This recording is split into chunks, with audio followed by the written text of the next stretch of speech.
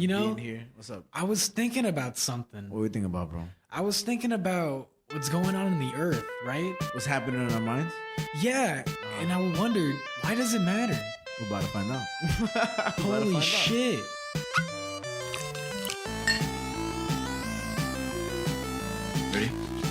Ready? Just kidding. I'm not ready. Welcome to Earth, Mind, and Matter. We said, fuck it, let's talk about albums.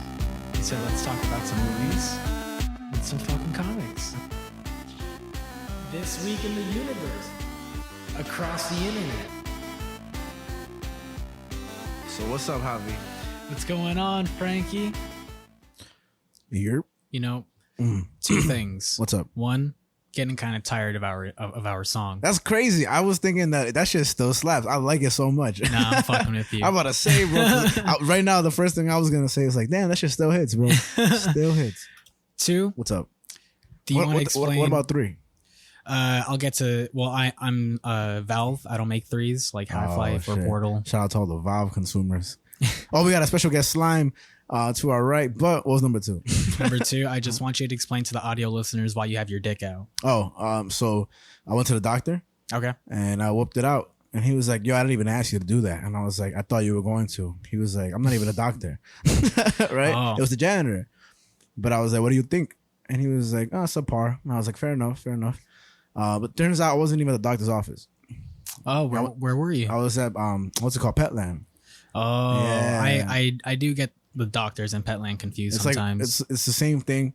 You know, they have just people walking in there, people walking out, just like the doctor's office. Yeah. And so when I whipped my dick out, they were just like wanderers. Everybody started crowding me. And that made me a little like, subconscious.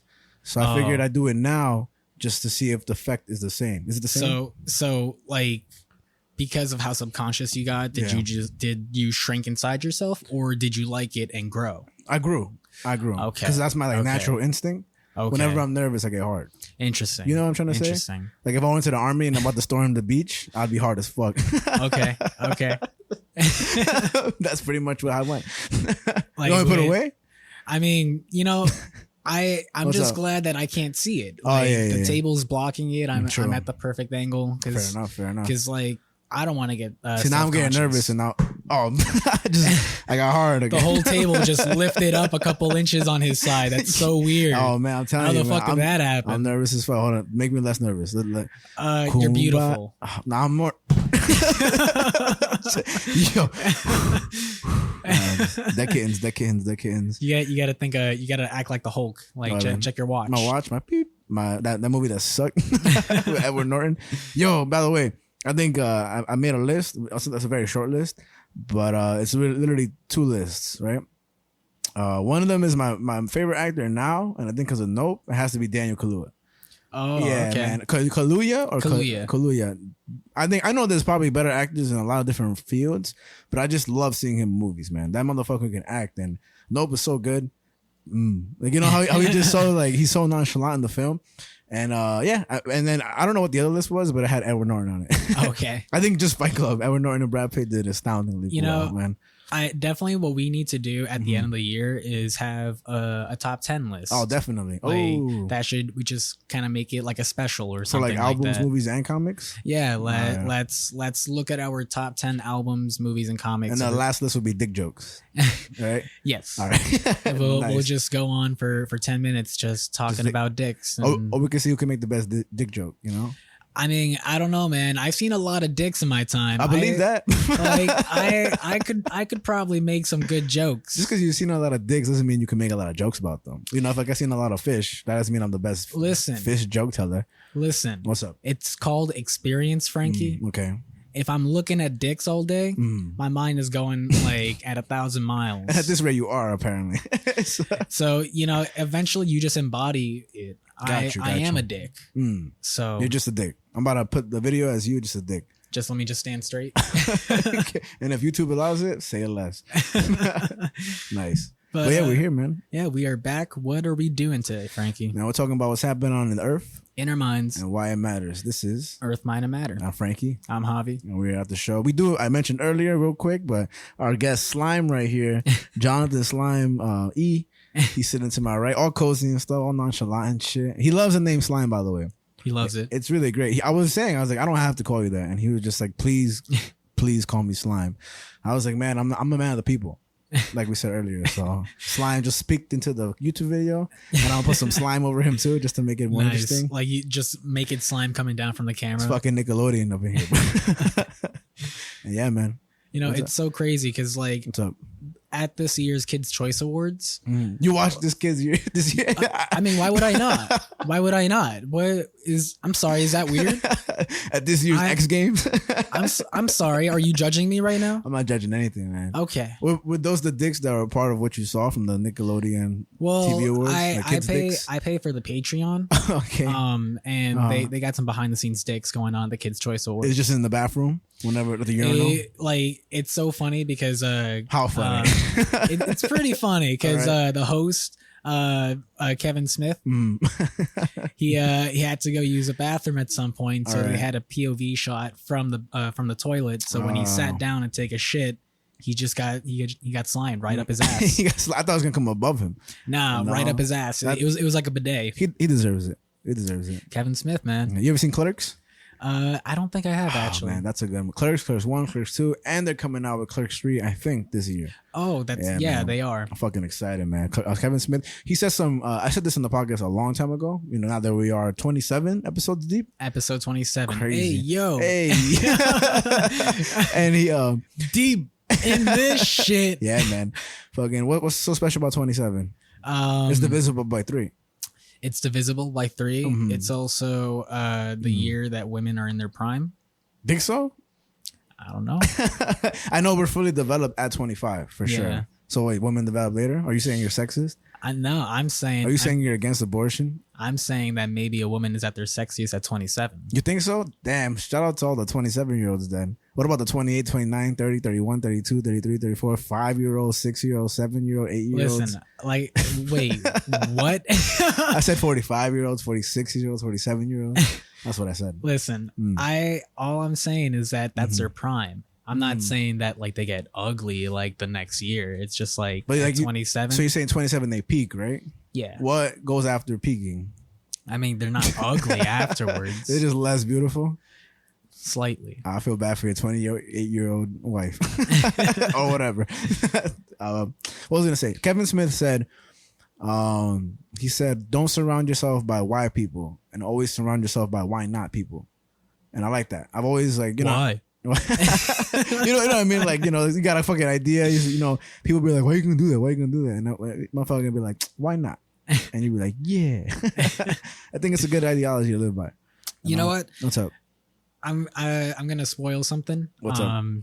It's not really a spoiler. Whatever. Originally, I kind of wanted to make Nope one of our topics of today's episode. That would have been cool because it's a really good movie, and I got to see it over the weekend again. Me too. I saw it like 2 days ago again. Nice. And fucking, by the way, A.M.C. theaters makes a big difference. She's is great. She's I don't know who she's is. I went to go see it in Williamsburg Cinema. I always like going there. But I saw Nope and A.M.C. in Philly, right? At a laser A.M.C. theater because we didn't want to wait for the 2 o'clock show, the IMAX. Okay. Bruh, when I tell you it makes, I know you know, but it makes such an astounding difference, man. The colors and everything came out. Like I went with Beatrice. I was like, we got to go again to IMAX to see it again. Because that picture, that movie needs that lighting. Because I think Jordan Peele did a great job directing and everything. Yeah. I mean, I never got to look into that Reddit thread that you sent me about the theories and stuff because I kind of wanted to just talk about it on the show. We can still talk about it after the topics. It's our show, Javi. You know, it's not Conan O'Brien. I'm just saying we can talk about it now. Oh yeah, we could. All right. That's what I'm saying. Like nice. it's like a fourth topic. Like let's just fucking do it. A little extra. Yeah, like whatever. I want to talk about this movie. It was all right, good. So let's put the spoilers alerts. Now 3650. All right. Spoilers coming ahead. Yeah, I mean, okay. Oh, so, Jonathan hasn't seen it. Sorry, we're gonna spoil the movie for you, Jonathan. Slime. He just smirked. just put on earplugs. Yeah, you want to borrow my Galaxy Buds too? I got Galaxy Buds today. Yo, bro, the best thing about Galaxy Buds too, fuck AirPods, man. That's the one time I won't preach for Apple because I connected my shit to the TV yesterday and I was just there. Even this morning, I was just Sopranos, got my earphones in, connected to the TV.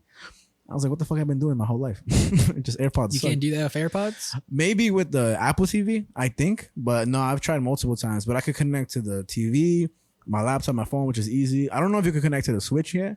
but that would be badass if you could. I mean, I don't see why you wouldn't. Jordan has done that with his headphones with the Switch. I think it's fucking awesome, bro. So shout out to Samsung in that area. But yeah, so Nope is an awesome movie. It's kind of crazy to like explain. And yeah, I mean, like we don't have to go down like play by play, just like because you should go see it yourself. Yeah, honestly. And if you're listening, you probably saw it already, so fuck it. Yeah. I mean, all I gotta say is like that movie was just fucking phenomenal from the beginning to end. I was just completely entranced. Yeah. What kind of sucked is that the first time I saw it, I walked in just as the movie was starting. Oh no, you gotta get everything. So I missed the quote at the beginning. Oh, what was it again? Did you write it down? It's like chaos or something like that. I didn't write it down, but I could easily look it up. Now that you have the laptop. Now that I have the fucking laptop. But so how can I say? I just think that somebody mentioned, I think it was probably like TV or something, where they said Jordan Peele does a great job at concealing the plot before the movie's ever released, which is a hard thing to do because people love to spoil shit. But that movie definitely requires no knowledge prior. And I definitely thought of it the second time watching it as like a lesser movie. But that's not to take away. That's just to say that nothing can replicate the first viewing of it. Because it's so like, it's not even just like mind boggling. It's just such an original story and a fun one too. You know, it really has a lot of things that you would expect to happen, but it wasn't a horror. I don't even think it was a thriller. To me, it was more of a sci-fi.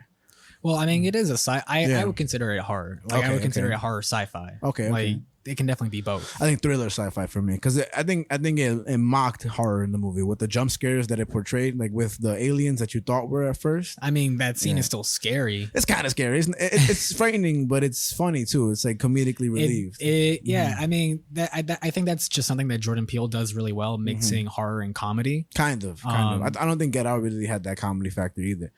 I mean, I don't know, man. When I saw Get Out in theaters, people were laughing their ass off throughout that movie. I haven't seen it in a while. I thought for me, Get Out was just like a good just watch. And I may be mistaken, because actually with no people in the second viewing, people were laughing. It's a fucking guy behind me with the most obnoxious laugh. No offense to you. Your laugh is beautiful. Everybody's laugh is beautiful. Pretty much.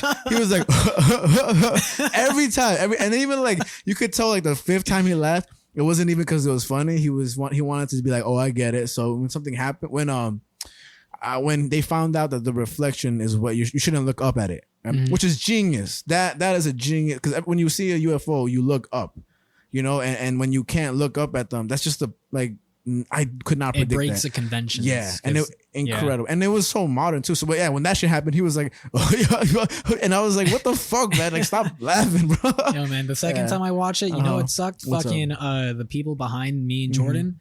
So obnoxious. Also, like, talking and shit. Just this one dude just talking throughout the whole movie, man. And like he was just kicking his feet like what the fuck? Against our chairs at points and stuff. Like, and he was fucking barefoot too. At some point, he starts like laying his feet against like one of the other chairs, and we're like, that guy was raised terribly. Like, what a dick. And we watched it at like fucking 10:30 at night. Who pays $27 to go to a theater to just not watch the movie and be a dick for 2 hours? That's why I don't watch my movies at 1 a.m. like you. That never happens though. Like, it can't say that no more though. Now, well, I mean, before this, something like that has never happened. No, I mean, I think that's the flaw with movie theaters today, right? I mean, you're always gonna have that one dick that takes out their phone, that like talks too much. Even the couple to my far left, they were chatting, and I don't understand this. I don't know why people at movie theaters like talk all you want. Like I'll whisper, but like, man, why is it the loudest, most bass in their voice people that are always like, yeah, so what happened, bro? Like, and then you hear them, and then this girl's with them, so all you heard was, yeah, so what happened to that? And then it's all you heard for the first half portion, and then they stopped. Yeah, man, I also brought a sandwich in there, and it was great. Nice. Always bring a sandwich to the theaters, bro. That shit's fucking a blessing. But the quote that the movie opened up with, it is a biblical quote. Okay. And it says, and I will cast abominable filth upon thee, and make thee vile, and will set thee as a spectacle. And so the second time I watched it, I definitely caught it. But I mean, after the first watch, I just Googled it because I was like, I saw that it was a quote, but I couldn't read it. What did the Google say? The same thing. Just what do you mean? Oh, I thought it was like an interpretation. Oh, no. I didn't like look into an interpretation of it because I was just trying to build my own interpretation. And kind of like what I walked away from the movie, especially like after reading the quote and after seeing it a second time, I think the whole theme of the movie, which is like something that Jordan Peele does throughout his movies, are very thematic. Yeah. I think the theme of this one is turning tragedy into spectacle. Okay. Like when you read this quote and they say, "And I will cast abominable filth upon thee," and then it ends, "And I will set thee as a spectacle." I think the biggest example of that in the movie is the Gordy scene or the whole Gordy incident. Yeah. Like, which is what we start the movie off. It's basically the Gordy scene. He basically murders everybody at the what's a TV showing they're doing for like a live audience and stuff. And the only person that survives is Stephen Ewing's character as a child. Before you say that, what do you think set off Gordy then? Was it the popping of the balloons, or was it we are not to be controlling animals, or was it outer like extraterrestrial? Well, I've definitely seen a lot of things about that. I did watch one review of the movie from this one guy I love on YouTube, Ralph the Movie Maker. He's also from Queens, so shout out to him. Shout out to Ralph the Movie Maker. But even though Brooklyn better, you know, whatever. Brooklyn's good pizza, but anyways, what did he say? He also thought, well, he never brought up anything of like tragedy to spectacle. What he sort of interpreted from the movie is the abuse that we put onto animals and things like that. Yeah.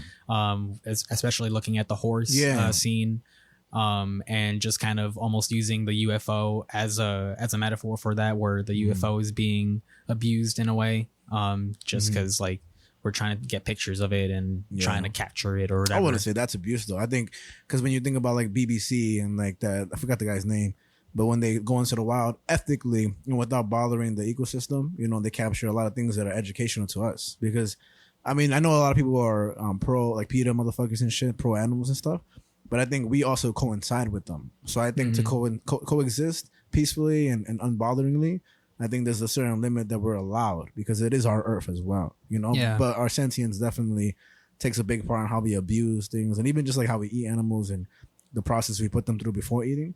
I don't know. I think like we didn't really suffer. I think just in nature, there's a big word that was thrown around a lot. It's territorial, you know? Yeah. So I think the spectacle that was in the sky, whether it be an alien or this or that, was territorial as it truly was. It just has like a potential that was so much greater than anything on earth that we've seen.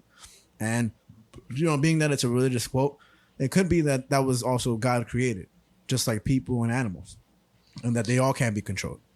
Yeah, I mean, it definitely just like I definitely speaks to sort of the animalistic nature of things, because there's no real reasoning to why the UFO is like killing or eating like whoever it eats. It just kind of does it randomly. It's like a wild animal. Yeah, but also it does it when it's looked at, right? That is that a big thing? Because I think what they say is that when you look at it, it angers it or something, or maybe it targets it. Yeah. But I mean, when we look at the scene when Stephen Ewing's character Jupe, he doesn't get eaten, right? But initially, he what do you mean? So I'll say this before anything.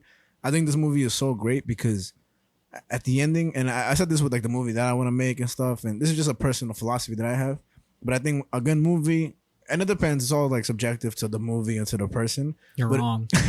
But it should leave you wondering why. Like you should leave the theater as a philosopher.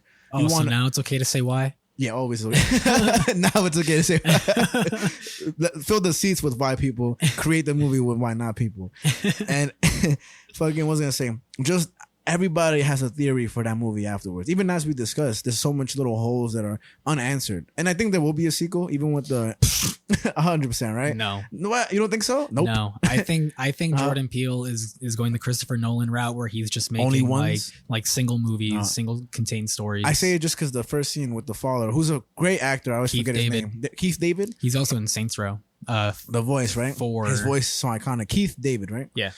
Just because of the first couple of lines he says, he's like, "Oh man, so this is so good. They might make a sequel." Like that was one of his lines. So I always take that as hints. I've also seen that the movie it can also be taken as sort of a criticism of like Hollywood in certain ways. Yeah. Definitely has a capitalistic vibe to it against the nature of it. That's what I saw a lot. Because there is like that whole side plot in the movie of like what are they gonna do with the farm now that their dad is dead and like they can't really run it on their own or they're it's hard for them to make ends meet and Jupiter's Park is trying to buy their horses. Yeah. There's that whole side plot, which is kind of hard to really focus on a first watch, but on a second watch, it's a little more apparent.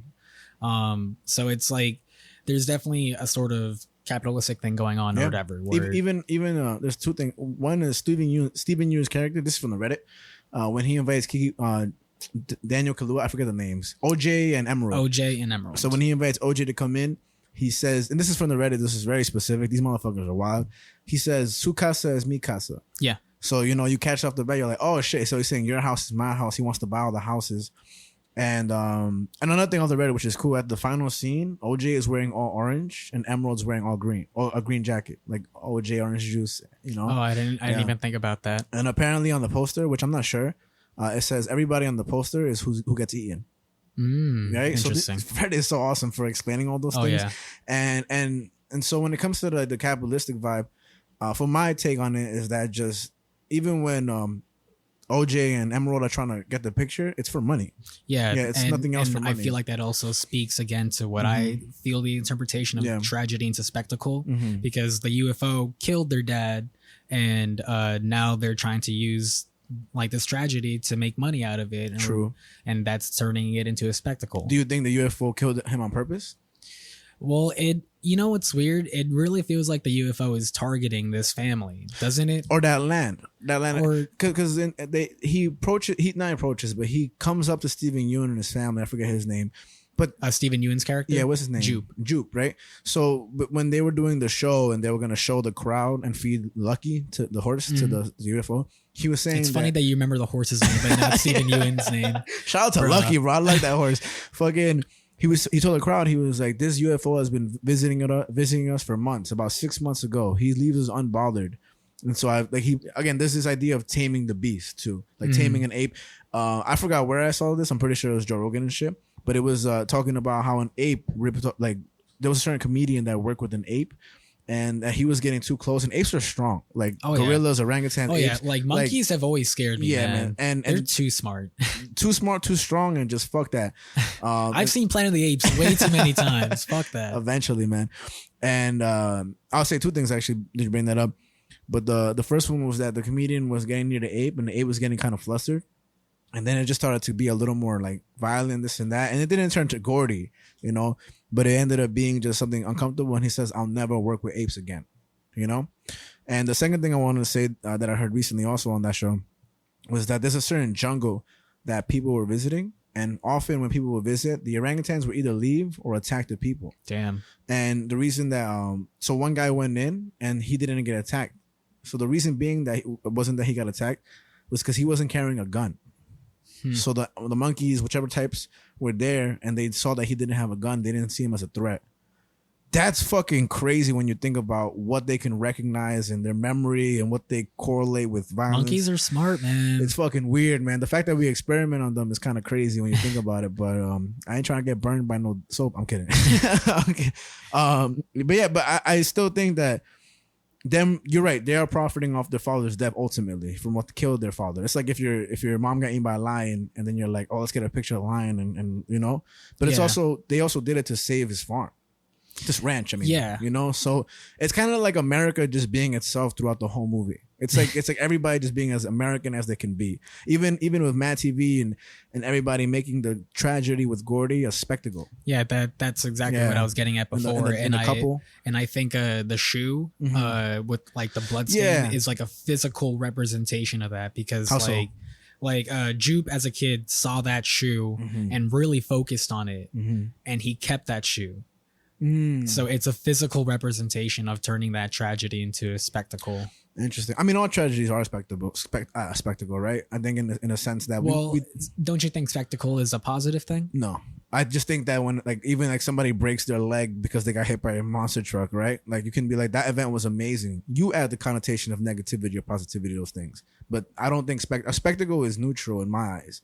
Because an incredible spectacle, this amazing spectacle, you know what I mean, or this disastrous spectacle. It's the adjective before the main thing. I think so. I don't know. I've never done that. And there's been situations where I purposely use words like amazing and terrible, scenarios. Not to be a dick, kind of to be a dick, but also people are like, what? And it's like, no, the event in itself is an amazing event. Like Hiroshima was an amazing event, because it was grand, it was incredible, but that doesn't mean that it was amazingly, positively well done. You know, it was just, I don't know, man. Those are some pretty positive words.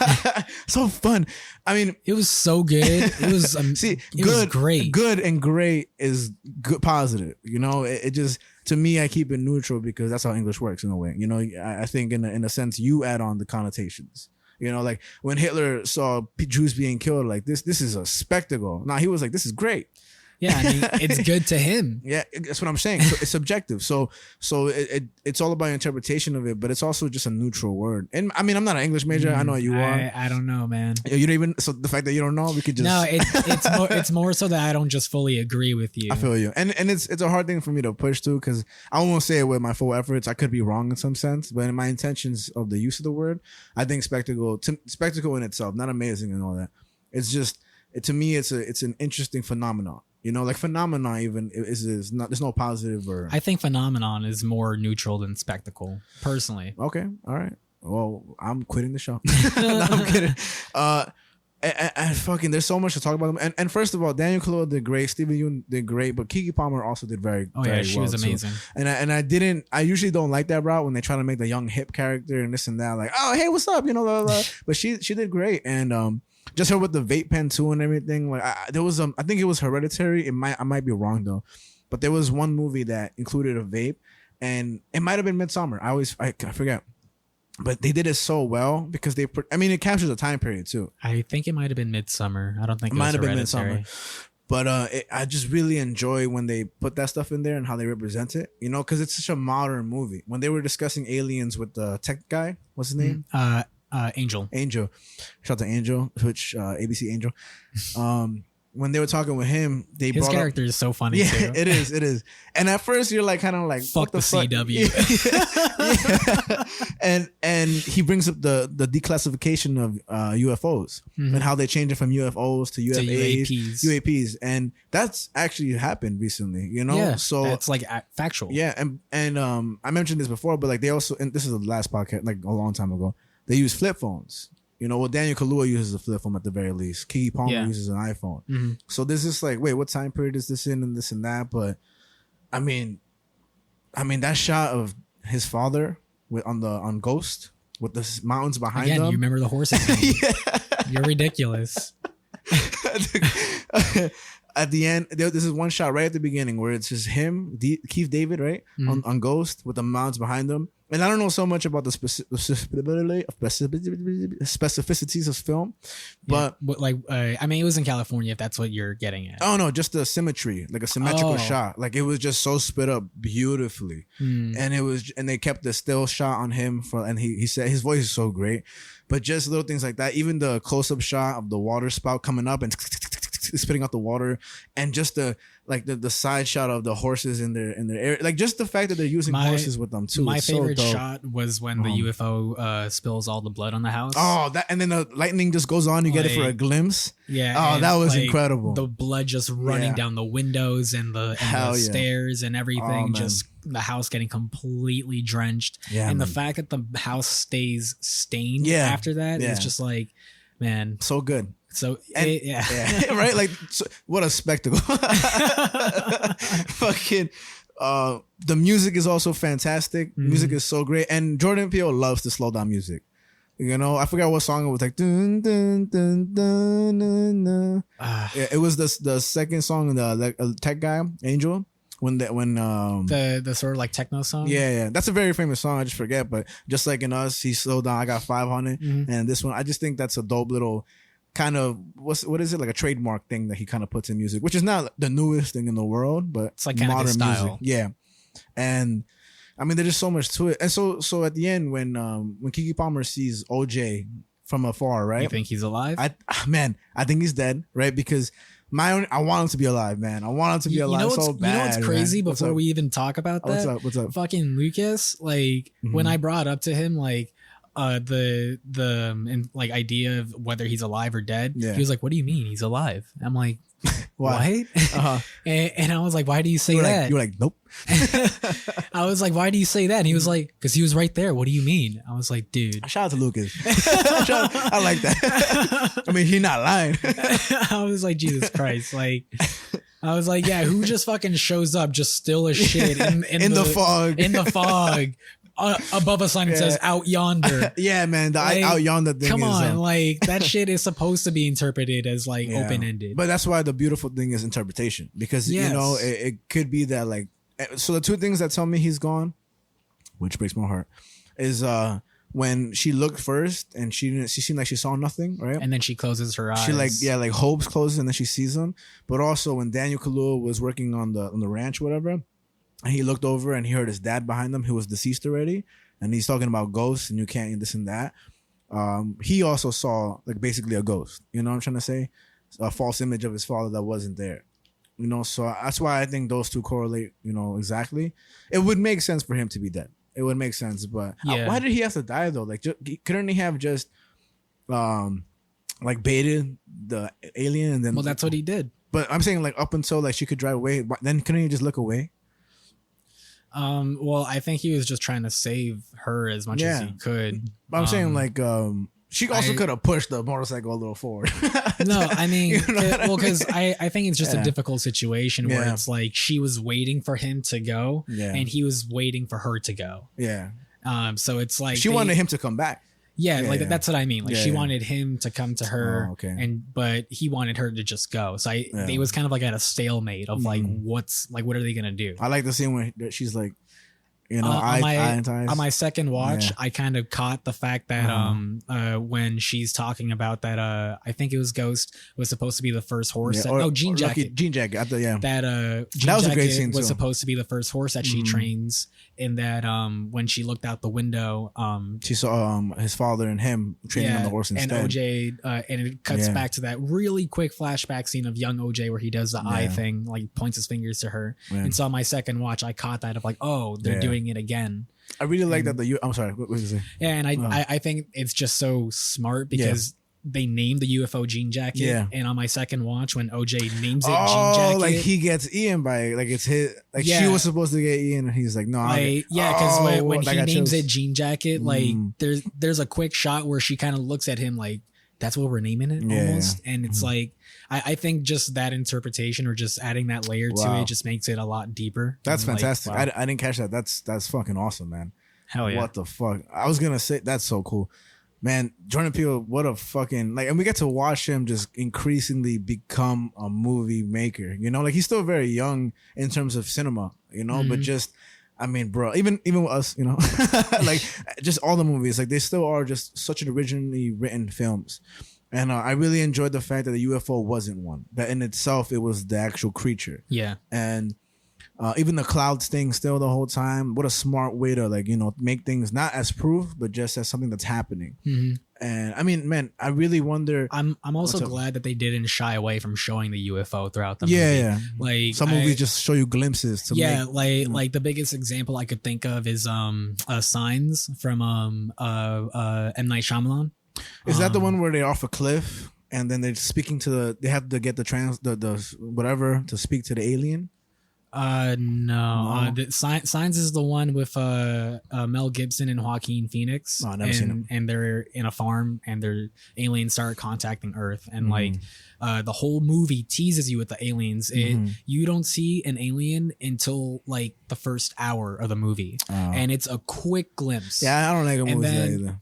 I mean, it works. Like it's a good movie. It's just I think it's also an older movie, Signs. So I think the reason why they might have done that is because of budgetary reasons. Because the alien does show up at the end of the movie and it doesn't hold up well, like in terms of CGI and stuff. Imagine. That's the shitty thing about CGI back then. So now, like, it's just only gotten so much better. Yeah. So it's like I was curious how they were going to portray the UFO in this movie, and they just do not shy away. Like immediately they are showing it, and just like you're getting quick glimpses of it, and it just increases as the film goes on. Literally at the final scene of the alien, it's just straight up, you know, like I see everything, and it didn't make sense, but it didn't have to. You know, like you just have to take it as it is because it's his creation. I was gonna say I forgot.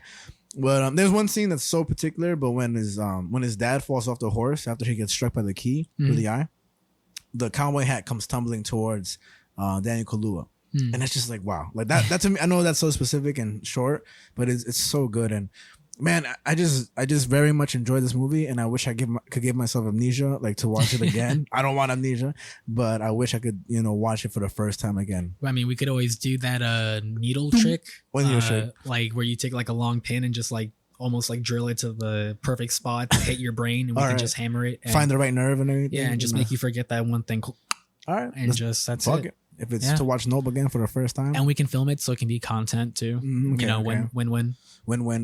for Jordan Peele, for us, and for the show. Yeah, man, I think it's a good idea. Win because that's just more money for the movie theaters. Win because then like the show's insurance will cover it, so they can reverse it because of modern science. And win because Scooge is our CFO. So this is our new CFO right here. So actually, he'll just run the whole thing. We don't got to do shit. That's true, actually, man. Fuck it, I think and win. Because nice, just man. I wanted to say because it makes you happy. It makes me happy, and that's all it's about. That's all what it's about. Nice. So okay. So what would you give it as a rating? Overall, I'd give Nope a nice 9 out of 10. Me too. That's exactly what I was going to say. Like the 10 just because like a 10 is a great score for like, I'll never see a movie like this again.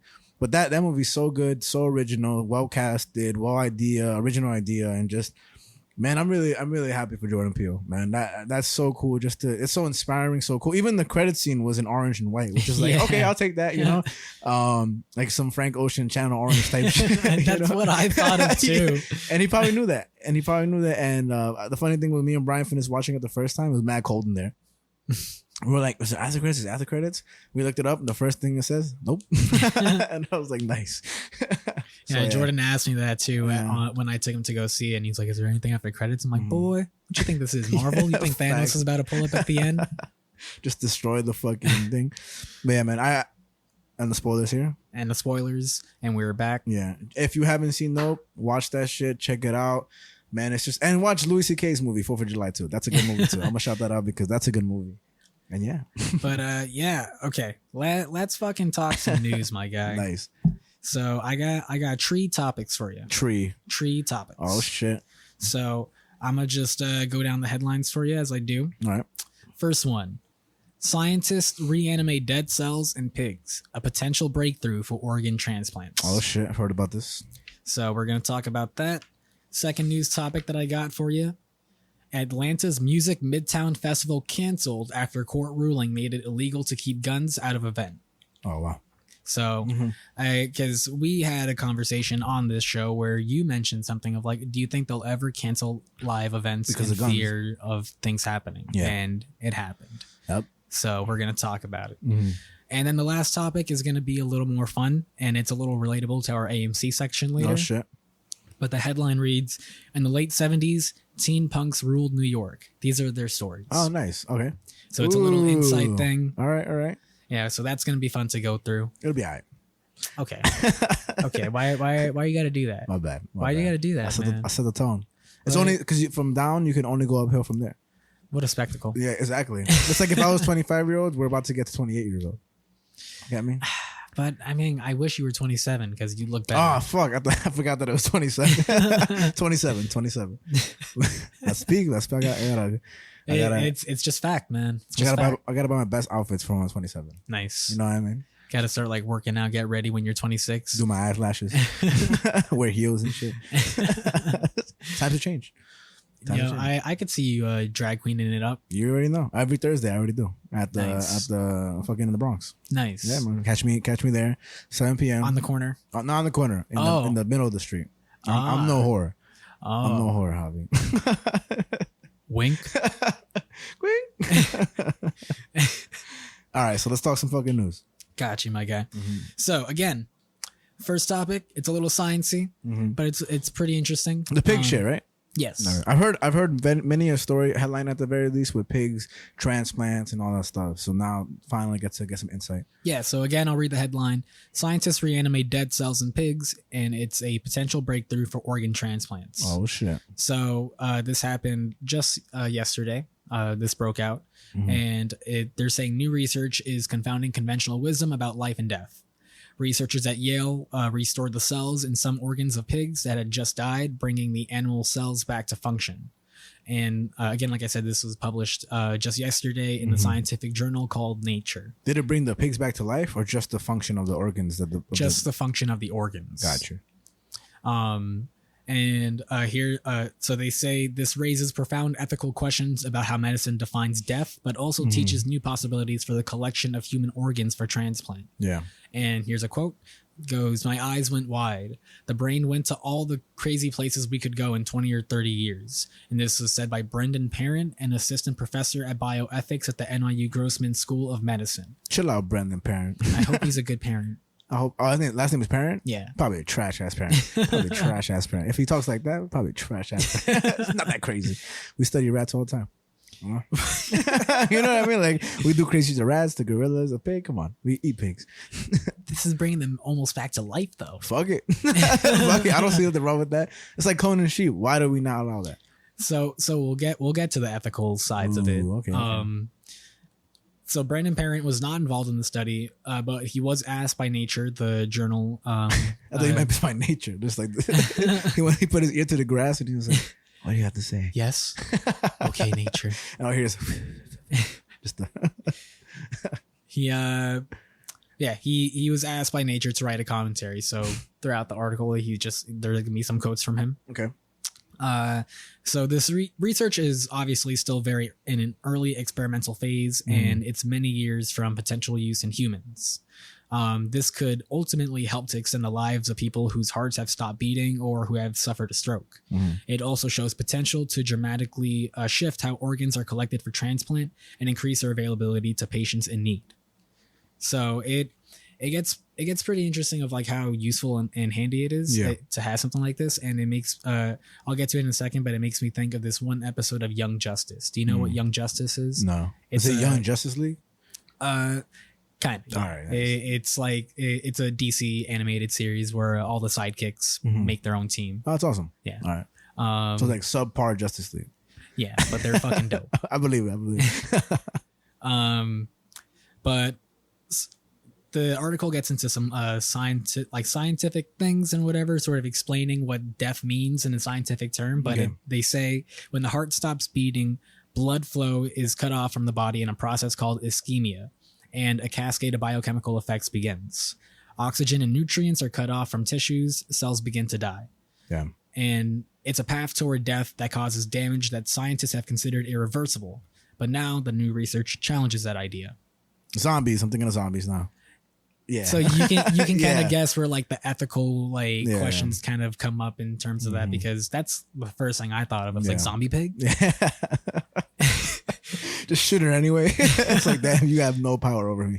I'd still eat that. You think so? Eat that bacon. You're right. It tastes probably better. It's like aged. It's aged. It's seen God. Yeah. So, I was gonna say it's like philosophical. It's like you eat this, you're like, You just put your hand on your chin. You're like, I'm thinking. Damn, Muslims can't have it though. Damn, that sucks for you, Muslim. Damn, it's what you got to do. You gotta do what you gotta do. Okay, we'll be thinking on this side.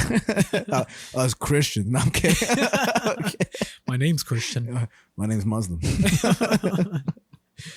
So, I got another quote for you. All right.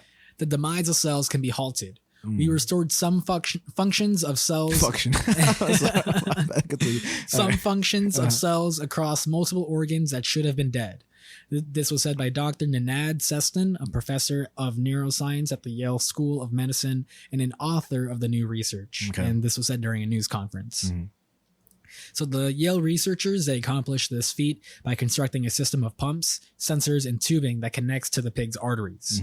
They also developed a formula with 13 medical drugs that can be mixed with blood and then pumped into the animal's cardiovascular systems. Okay. Which just seems so gross to think about. Just like a bunch of things being put into this pig, like just what is not unnatural, but like artificial. You know? Yeah. I mean, it's still a pig though. Like respectfully, respectfully. Fuck that pig.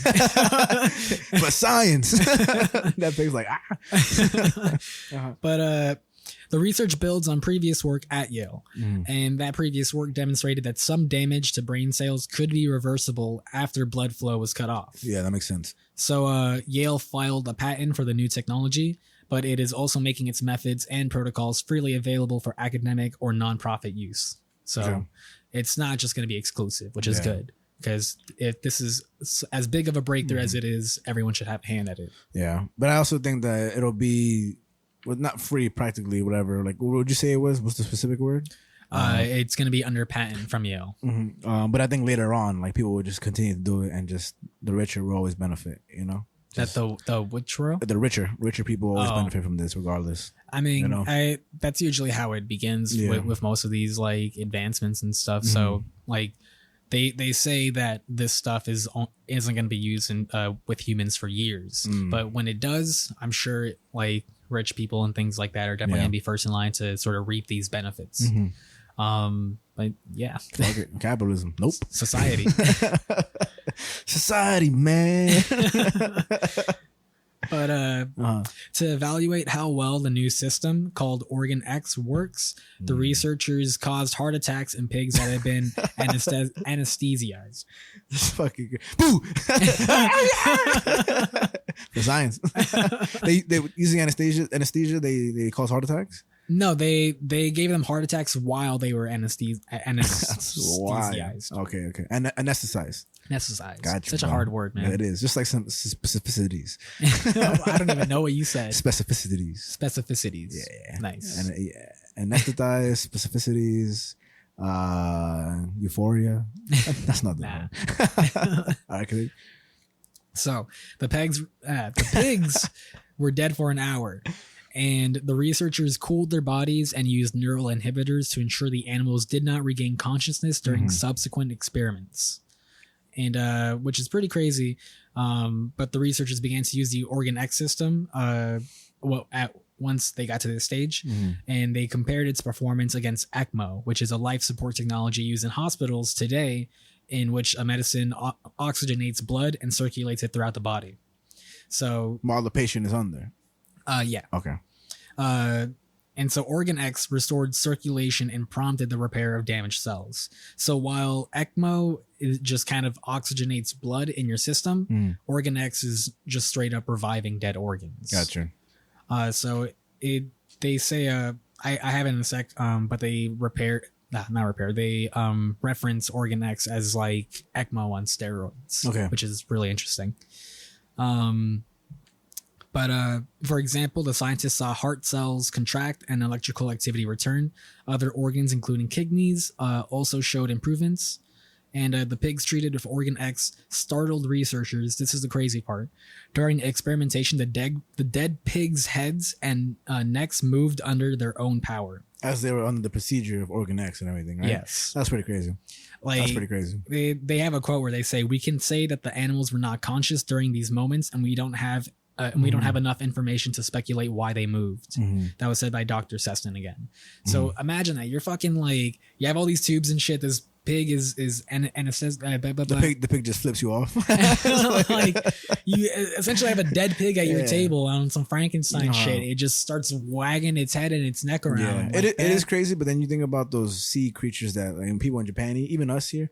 But when you even put like snail, not snail, I forget which animals, they have tentacles, like octopus and stuff like that, or even toad heads, that when you put salt on them, they tend to, frog legs. Oh yeah. They tend to like move because they react to the salt. The nerves react to the salt, even if they're dead. So I know it's not the same at all, but it's one of those things where it maybe could be. But it is still pretty crazy if you're on the fucking operating table, like you start believing God and shit. You're like, oh my God. But it's crazy. My biggest wonder is like, I know you said for years, but how will this be advantageous to humans later on? I'll get to that in a sec of how it'll be really beneficial for us and stuff. But I mean, it mostly deals with like organ transplants. Like that's what's gonna like make it the most beneficial thing. I know somebody who got the heart transplant from a pig. He died recently. Yes, I saw that. But where was I? So still here. You're still here on Earth, physically, yeah. And what else? Spiritually, I don't know. You missed a joke. What I wanted you to do the title. Of my fuck. God damn it. We'll do it later. We'll see it in there later. Fuck. So researchers do view the neck jerk as an indication that some muscle function was restored after death. So originally they thought that this was only going to revive organs, but it seems like it might also revive muscle functions, which is why it's kind of crazy. Yeah.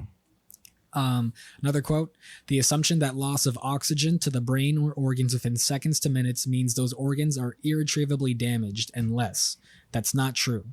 And that is said by Nita Farahany, a neuroethicist and law professor at Duke University, who is also not involved in the study. Okay. They say, I really like this from the article. They say the definition of death is a moving target that is shifted as new life support technology like ventilators or ECMO were developed. Say that again. The definition of death is a moving target that has shifted as new life support technology like ventilators or ECMO were developed. All right, that's dope. But ethicists view OrganEx as ECMO on steroids, like I said before, and something that could change the definition of what medical death means.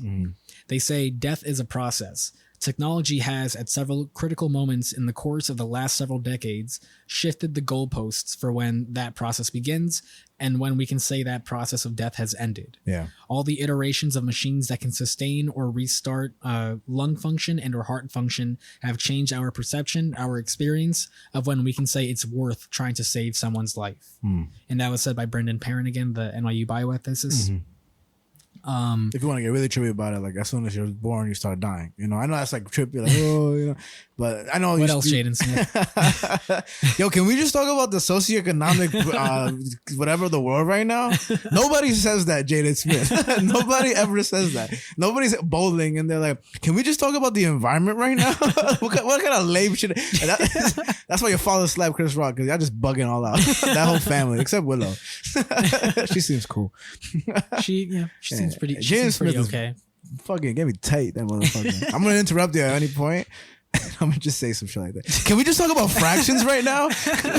God, why we talk about what's in the earth and the minds of why it matters? Hey, well, we can talk about homeless people, man. Box water. I hate Jaden Smith. That's really funny. I didn't know that you hated him. I hate him because of that, bro. No normal person does that. If this pig saving lives, I could give it to him, but just I don't know. So, the Yale researchers, they don't foresee the use of OrganEx to treat people anytime soon, like I had mentioned.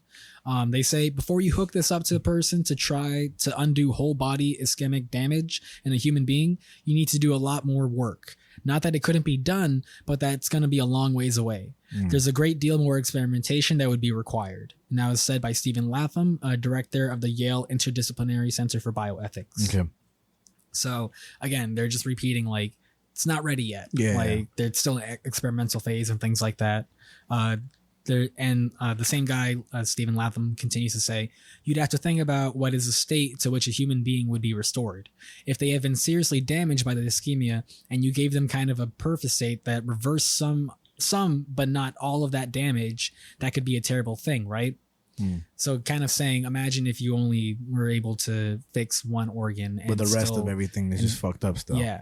It's like, is that good or bad to do that? I think if you're an organ donor, it's a beautiful thing, because then you can transplant that organ. Well, I think this is being said more in the context of saving a life. Saving a life.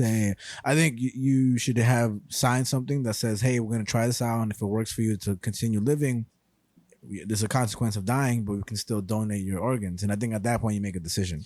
Oh, I mean, that already happens. Yeah. Like when you're kind of on that edge, like they will say like, hey man, can we use your organs? I know you're dying of shit, but you trying to help. You got any organs on you, man? Can you die quicker? No, I mean, first of all, the organ transplant thing is a very serious issue. Like I have a cousin who went through that and everything, and it's the scariest thing ever, you know, and it's sad. I mean, I know like it's a whole controversy within it, and people are on waiting lists, you know, and there's levels to that shit too, you know. But I do think that like if it should be one of those things, which I know is kind of like fucked up, but those who probably don't have insurance or this and that, I know this is sound OD fucked up. I don't really mean this because I don't know the specificities of this whole thing, but if you need the surgery or you want to, you know, be somebody to be experimented on, and you have kidney failure and they're trying to repair the kidney, but there's a consequence of dying, I mean, it should just be full circle. I think that the thing about science is that it's not, again, just like I thought spectacle wasn't negative or positive, I think science doesn't have to be that either. Peter's probably like shit in their pants right now, like, no, that pig. And, you know, Peter, you could do whatever you want. But I also think that we should get as much pros from this, and just the cons should be, you know, whatever the cons are, as long as they're, you know, being communicated to the patient and all that stuff. I know that's very broad. That's broad. Well, I mean, I think what you're getting at is just that's just what science is. You kind of have to like take the good with the bad, and you know, it seems like there's more good than bad coming out of this. Sure. Except for the pig. That's why I said more good than bad. Facts. But so to get more into the organ transplants, instead, researchers see more immediate avenues for real-world use for the research. Currently, transplant surgeons must scramble to stay ahead of ischemia and prevent organs from going too long without blood supply, and OrganEx could help transplant organs move longer distances and reach people who would otherwise be out of range for a transplant. And it could also prevent organs from being lost to systemic damage, potentially expanding organ supply. Okay. And when I read that, it made me think of this episode of Young Justice where Wally West, Kid Flash, there's a day where the Justice League needs like the team to deal with these like shit that's going on around the planet. They're shitheads.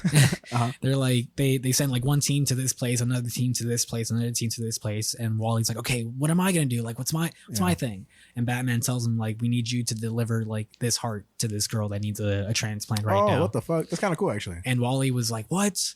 That's so lame. Like the little girl's like, please, can you do it though? And I don't remember if the girl was like of any importance in terms of like if she was like a political figure or anything like that. Was she, Jonathan? Queen of Scotland. Israel. She was a queen of something or whatever, but she was Queen Slime. But yeah, so the whole episode is literally Wally just running as fast as he can across the country to get this heart to this girl. Yeah. And I thought of that episode immediately when I read this. It's like, if this is a technology that could make things like that more realistic, then this seems like this is a better thing to do. It definitely is. And it just, I mean, not for nothing, like I know it's wordy and sciencey and stuff, but that's interesting as fuck, man, because I mean, think about it, that's just one little sector of science, but science is a huge, you know, area that we all kind of ignore until we kind of need it. You know, it's like surgery, AirPods, and then just keep on going. Yeah, but we use science every day, not to get preachy, but we use the train, our cars, you know, like just the lights are turned on, even these microphones and the internet. I mean, it's crazy how much we rely on that shit too. So medical advancements are always a W for just life. You know, and that sounds awesome. Yeah, I and to get into more of the ethical stuff, Peter.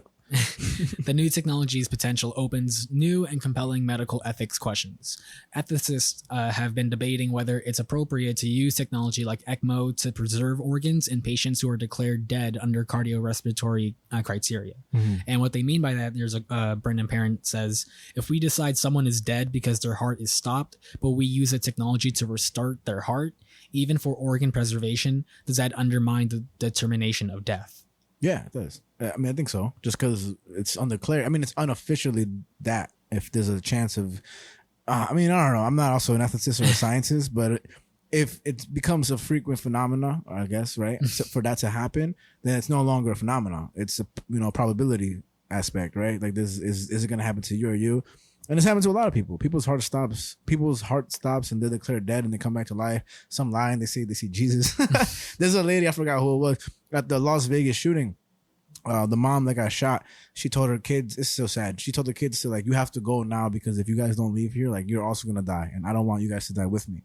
And so like, there's a policeman who helped the mom. So the kids scattered. But when she went on the news and she said that as she was laying on the floor, like shot and bleeding out, that she saw her body levitate. You know, and you know, like I'm not knocking that down. Like, you know, you believe in Jesus, you do you. You believe in Allah, you do you. But I also think when you die, DMT gets released in your head, right, or in your brain, right, or some shit like that. Do you know about that? I don't know. So they say when you die, there's DMT that gets released in your brain, and you experience this whole thing. They kind of like the idea of life flashing before your eyes. You know, I have to get my facts right about that, but I'm pretty sure I'm correct about that. So whether it's hallucination, whether it's this or that, you know, I don't know. But if your heart stops and then, you know, you're able to come back to life. If it's frequently happening, I mean, the opposite of that, if you're able to come back to life, then I don't know. We should ask ethicists if spectacle is good or bad. That's my first thought when you said that. But I don't know. I mean, things change. Like science is gonna change. People with polio died, and then we cured polio, and people with wheelchairs couldn't walk again, and now we can make them walk again, all through science and stuff. So there's a lot of declaration that's always gonna be submitted to change. You know. I mean, what the article also brings up is that this just kind of changes the whole medical term of death. Yeah. Like, because again, like what Brandon Parent is saying, if you die of a heart attack, but you can still revive that heart to get to someone else, like.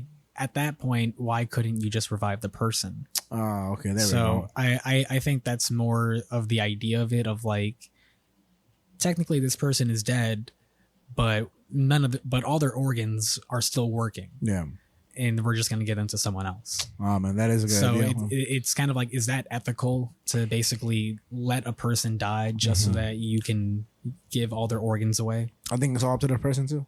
It's all up to the person. Say they're like, a certain age and they don't want to live no more and this and that. I mean, everybody wants to, of course, but it all up to the person, you know.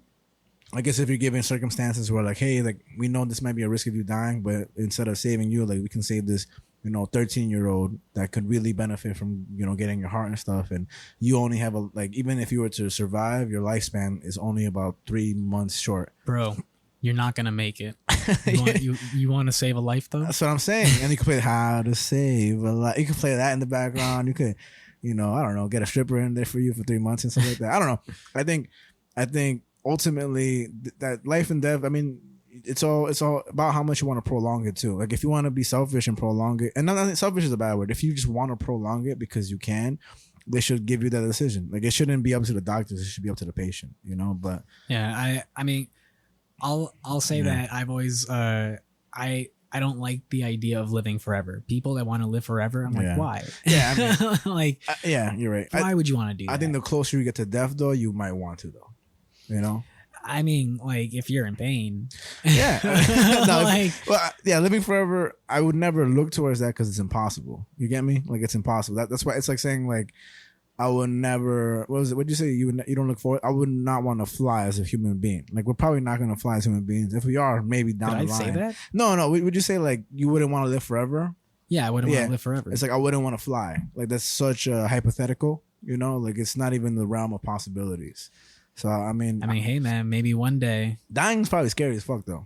Maybe one day with this shit, we just live forever. We're not gonna die anymore. I mean, I think in the future humans won't die. At least the extension of life will be so much more. Like it'll probably be like 500 or this or that. That'll kind of suck though. Yeah, that'll suck. That'll change the world. But I think probably also in the future, man, you 100-year-olds and your young music. Your rock and roll and devil shit. You 1,000-year-old bitch. People. I mean, rich people are gonna take over the world, and that's for sure. But I think we'll be cyborgs in the future. Like that, I think for sure, absolutely. There's no way flesh and skin is gonna prevail that long. But I mean, never say never, right? Man. Never say never. All right, Justin Bieber. Nice. Got the reference. Oh, you didn't think I would have gotten it? Not really, to be honest with you. Wow. I didn't know you're such a beef head. I was there at his tour, actually. Yeah? Yeah. No way. Pictures? Yeah, pictures? I was at his tour at Atlanta Music Midtown Festival. Oh, man. I forgot you went to that, actually. Yeah. Did you meet him? I didn't meet him. Yeah. He doesn't talk to brown people. Oh, shit. That sucks. Yeah.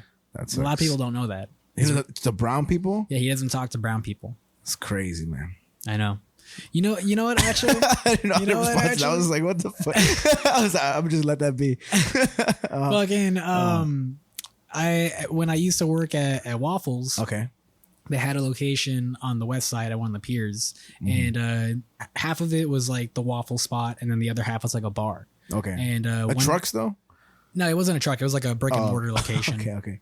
And at the bar one day, Justin Bieber showed up and started serving people. Nice. Man, except the brown people. Except the brown people. He was like, I declined to serve you.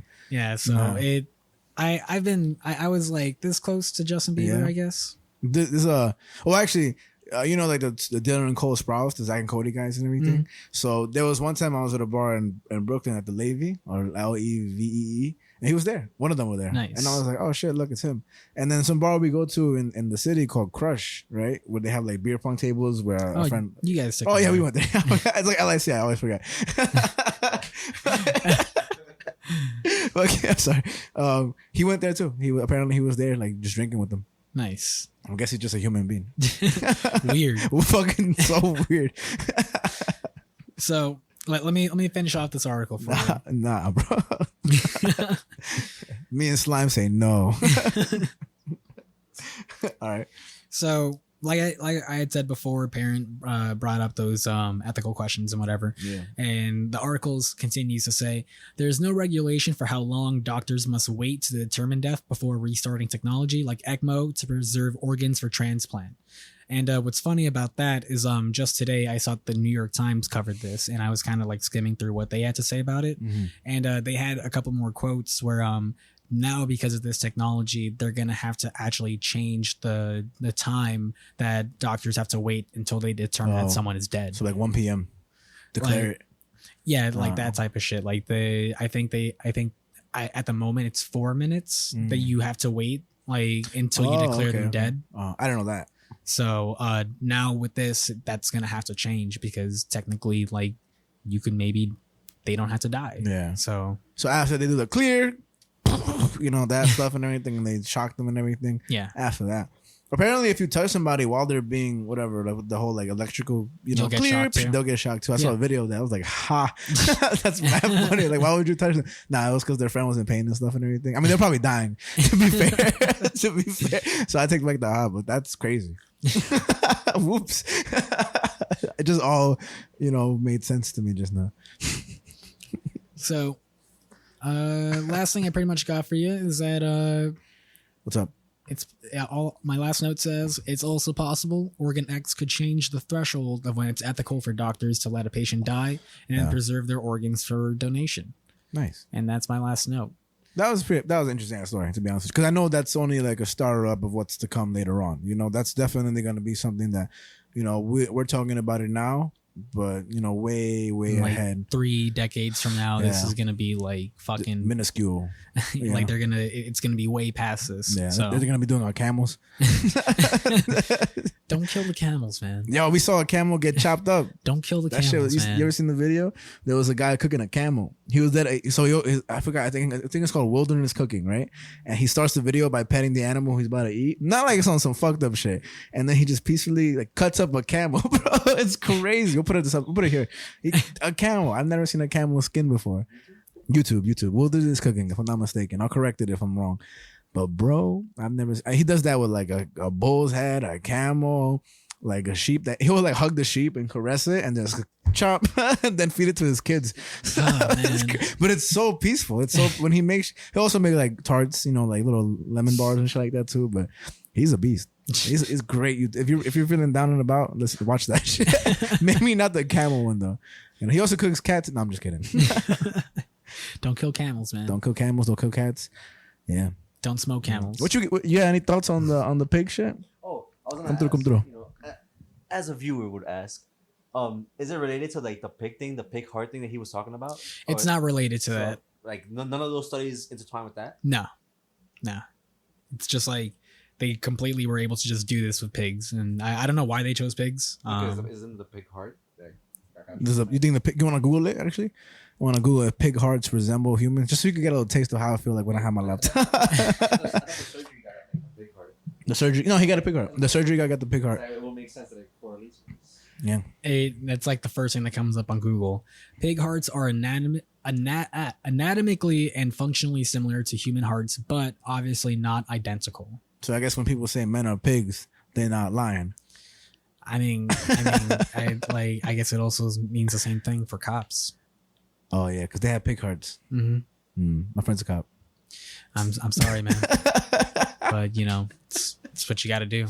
Shout out to you, bro. Probably shooting. He knew what he signed up for. Yeah, you're right. He knew what he signed up for. They do that in training. They're like, by the way, they're gonna call you pigs. And somebody's like, I'm out. That one guy's like, what? No way. No, I have a phobia of pigs. I can't be called a pig. What do you think would be worse to have a phobia for? A phobia? People with blonde hair or doors? Doors. Think so? Yeah, you'd be scared to go anywhere. Like, what the fuck? Oh no, I can't look at blonde people. What the fuck? You answered quick. You answered quickly, but that made perfect sense. I can't combat that.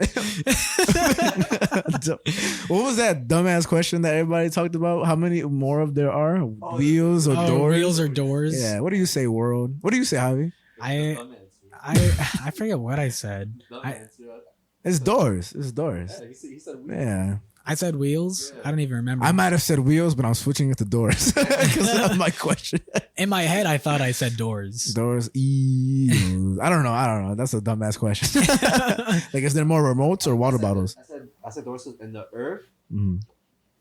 Your mind is a door. In the earth, your mind is a door. Why does that matter? Because you said everything already.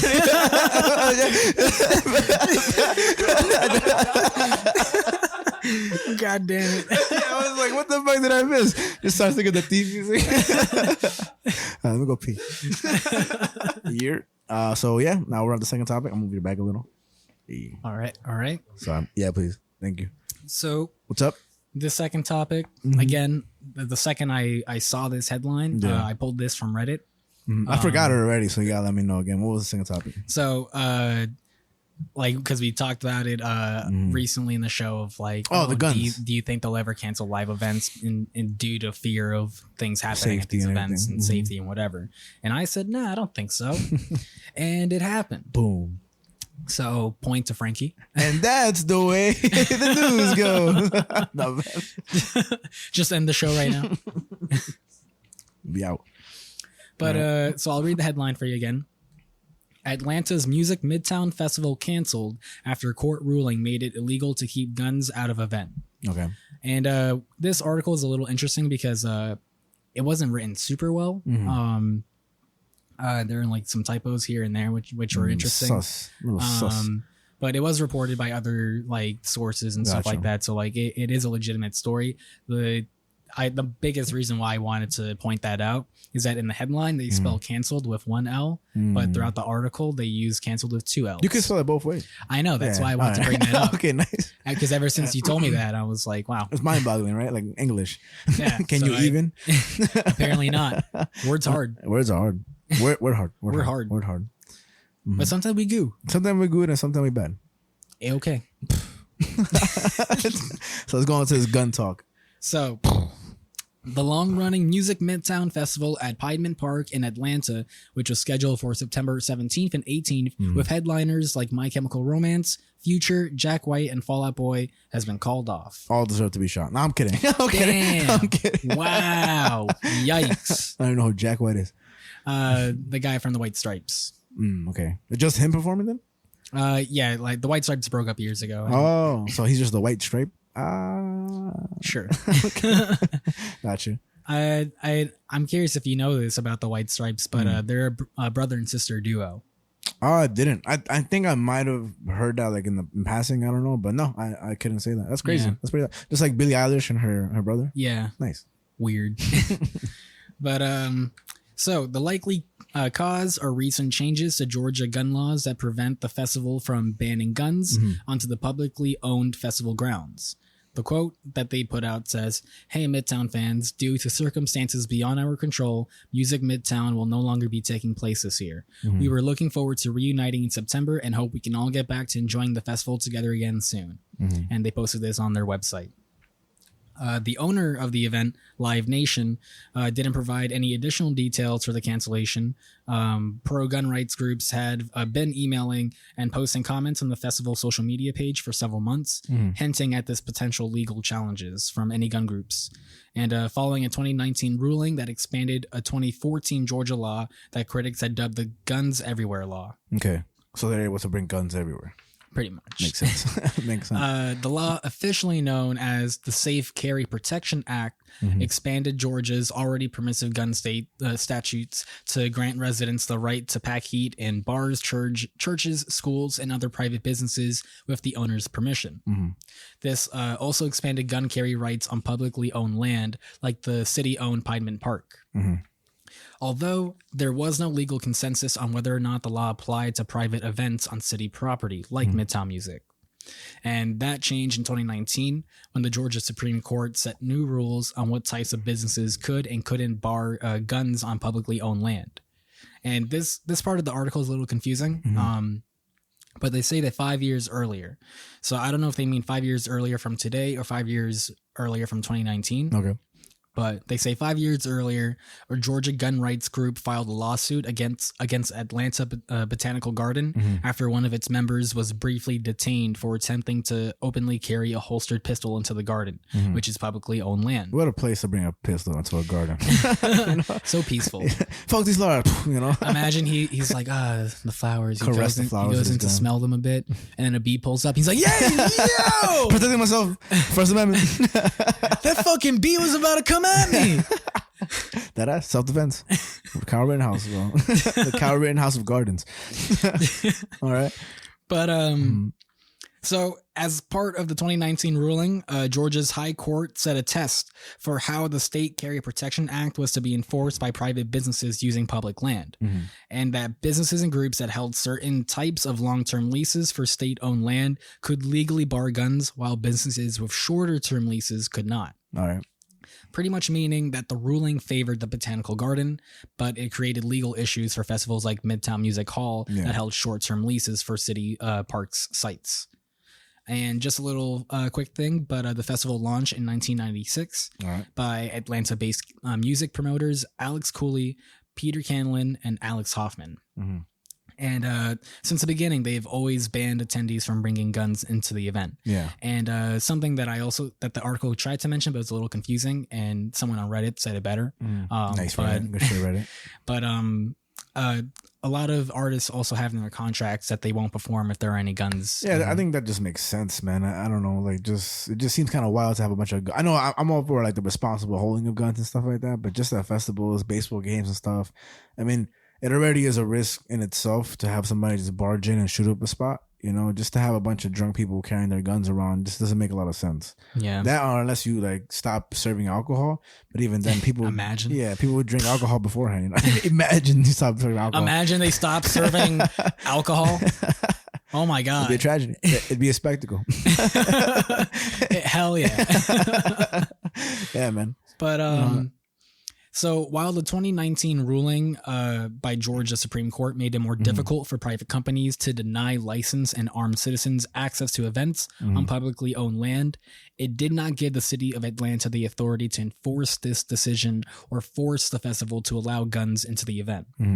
So pretty much saying, instead, the law created a pathway for gun-carrying individuals who had also purchased tickets to the festival to successfully sue event organizers if they were denied entry to an event taking place on public property. Okay. So imagine that. Like, you are part of the gun rights group and whatever, and you are testing out the boundaries of this law, and you're going to say, you know what, I'm going to go into this festival with a gun anyway. Just because even though they don't want me to. And then they don't let you in. You can completely sue them for that because it is technically illegal to ban guns. I think it's pretty obnoxious for gun owners to like have to flex their rifle. Like, there's a lot of videos. I don't think.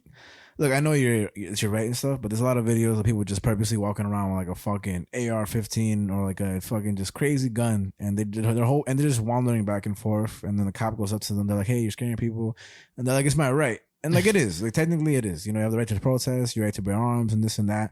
It just, as an individual, it's so telling of a person like that. It's just, it's your right, but why? Why do you want to, preach this so loudly? Like, just so for your YouTube video? So it's okay to say why again? It's always okay to say why, unless you're trying to fuck with me. Let's say why not.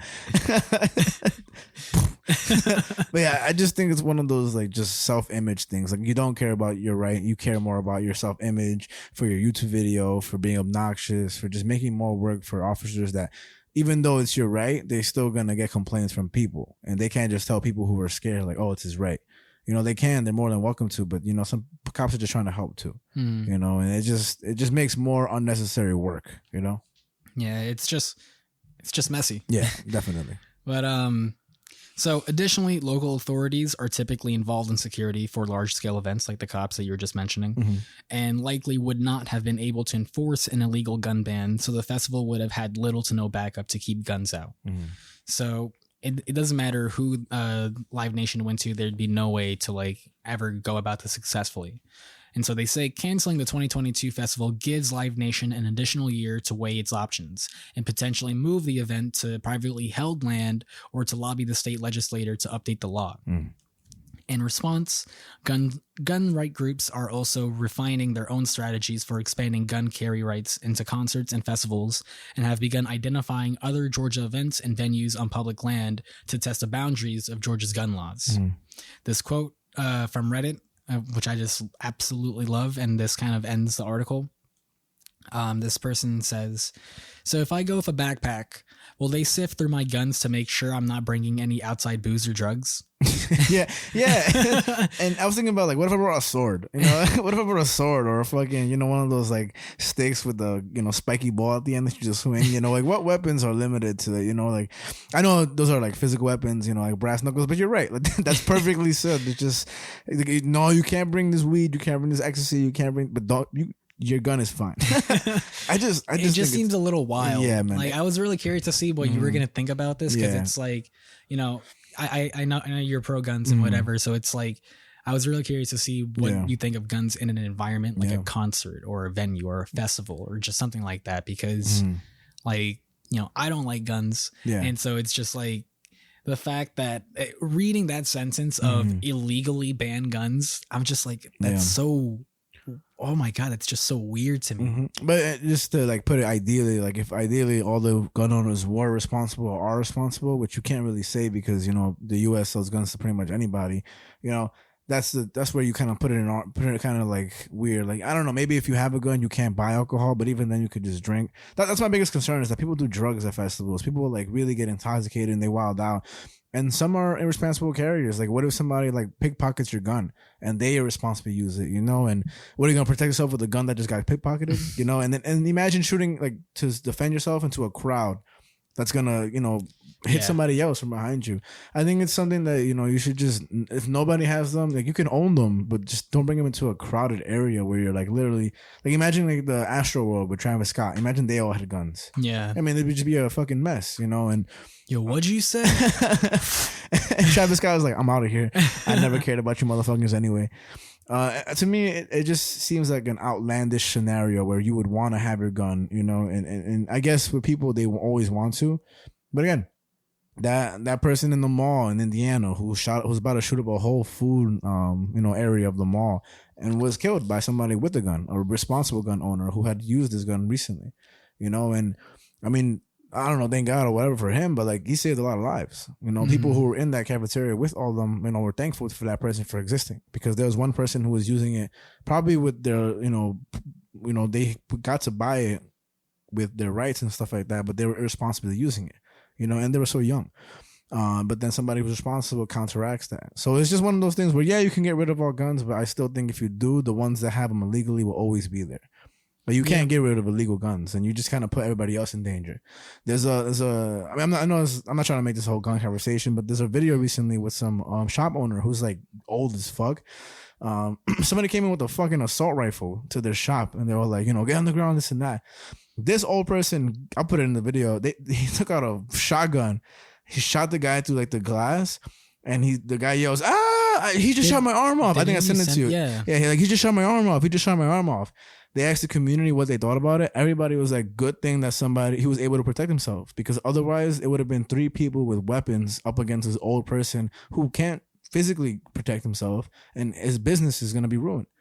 And it's a fortunate situation. I mean, those people should not have been going into that shop with those rifles anyway, you know? And chances are, I mean, whether illegally or illegally, they're using them in an illegal manner, you know? So again, I think, we could put a gun in the middle of this table the whole time. It's not going to hurt nobody. I don't know, man. Unless Slime over here, I don't know, man. It's a little crazy. I don't know, man. I you know, you say it all the time. It's like, oh, so what? Like the umbrella just got up and walked on its own or something like that. I never remember saying that my whole life. Or like, thank you, Scooge. You know, I've seen, sometimes I put my gun down and it just kind of walks up and moves on its own. Some people would say I'm misplacing it and forgetting. Some people may say it's a dildo you left on it, just vibrated on its own. Some people might also say that I left my actual gun in my dresser and I left the vibrator one out. But I'm not irresponsible. I know which one is which. Yeah, you're right. Yeah, absolutely. You should have guns. You should be able to own guns. Only you. Thank you. Only you. Thank you. Not cops. Thank you. You're welcome. I'll share my gun with anyone that I think is okay. Okay, just off the looking at them, right? Like I at least need to talk to them for 2 minutes and 22 seconds. That's your standard?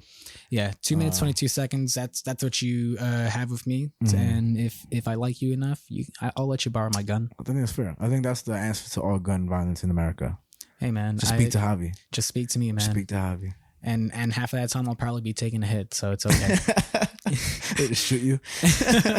I like how 007 carries a gun. He just puts it up to his neck and he just puts it forward. Now you can't see it, what I thought about? I thought about a 007 thing when you were mentioning about the if someone were to take like someone's gun at an event, like pickpocket their weapon.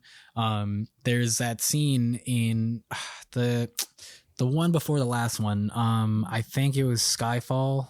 Never seen that either. But in one of them, the Daniel Craig ones, there's a scene where he falls. 007. I thought you were talking about just the movie Skyfall. I was like, what the fuck is that?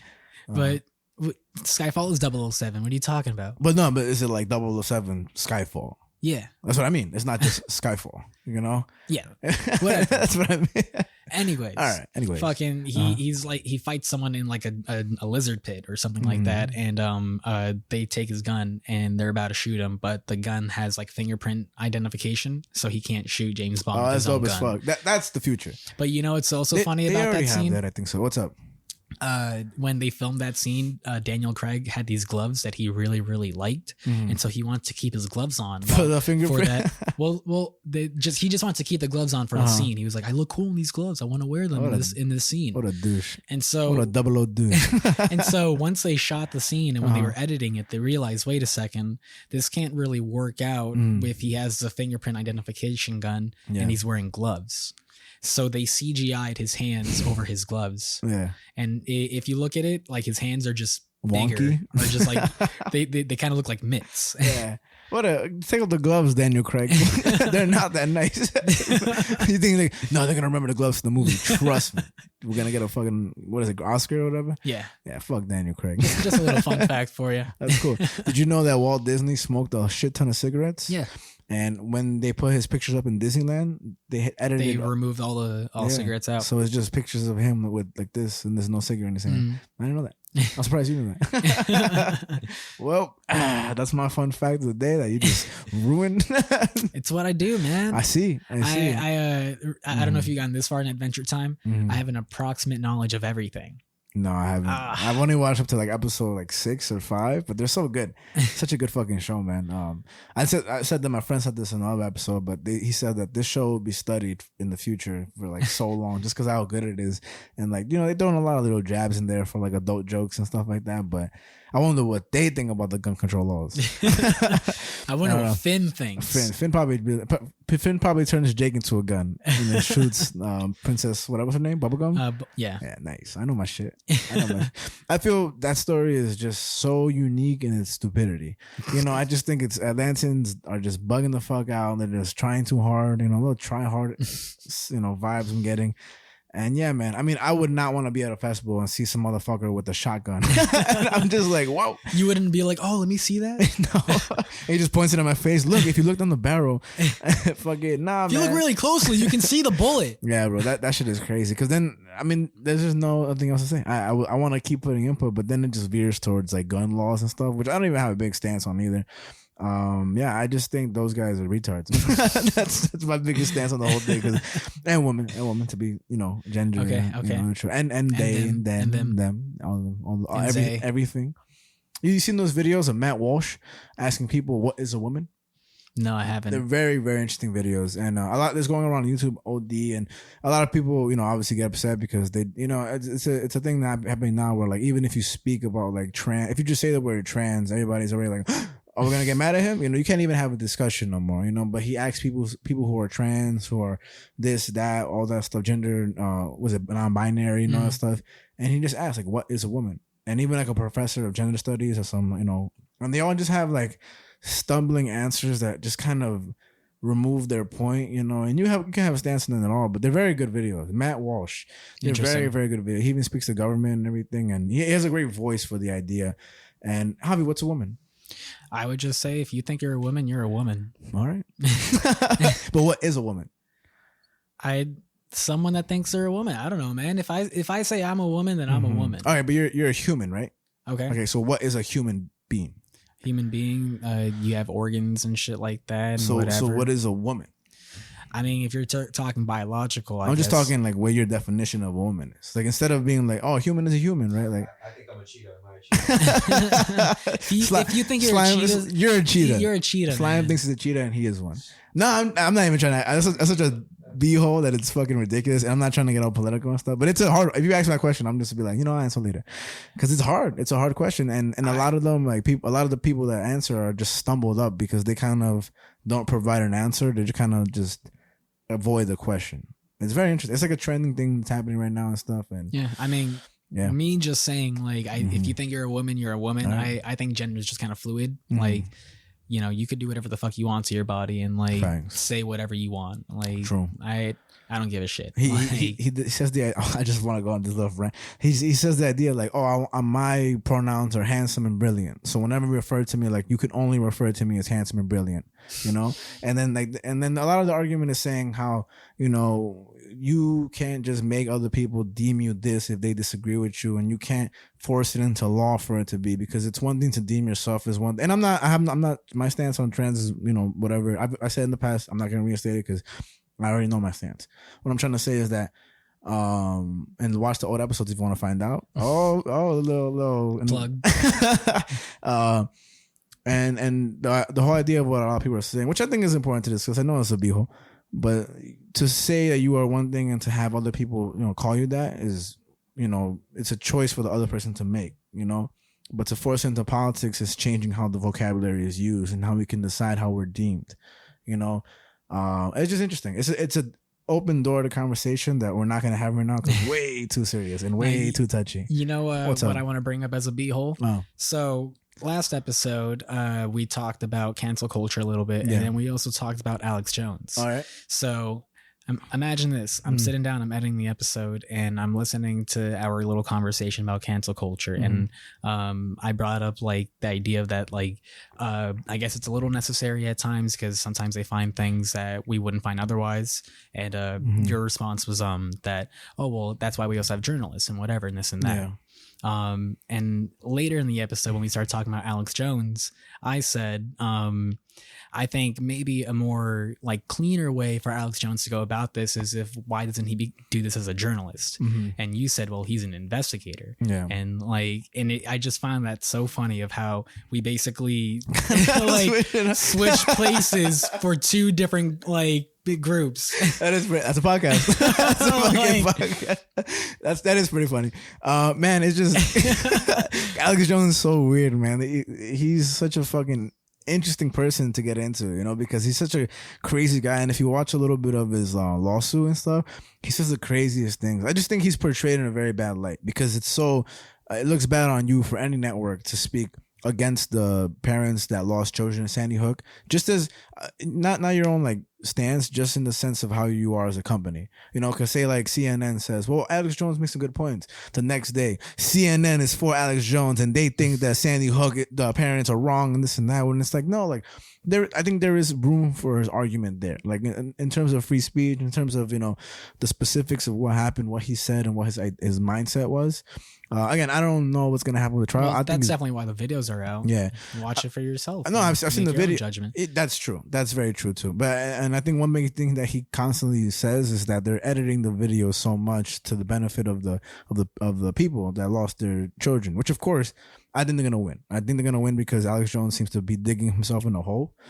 But when I watched the video through Long Crime, I could put it up in the supplementary, where this guy just knocks Alex Jones the whole time. Like, he's not being a reporter. He's basically saying like, and Alex Jones says this so crazy. And then they show a clip of Alex Jones. And the next thing he says is like, and it's supposed to be a sum up of the court case. But this whole video of him, like 11-minute video, was him shitting on Alex Jones. So it kind of like it's not unbiased at all. And that's where I think journalism lacks. And a lot of people's opinions lacks. Like, even just talking about the trans stuff and everything, like, again, people won't say what they think because they're scared of their social image.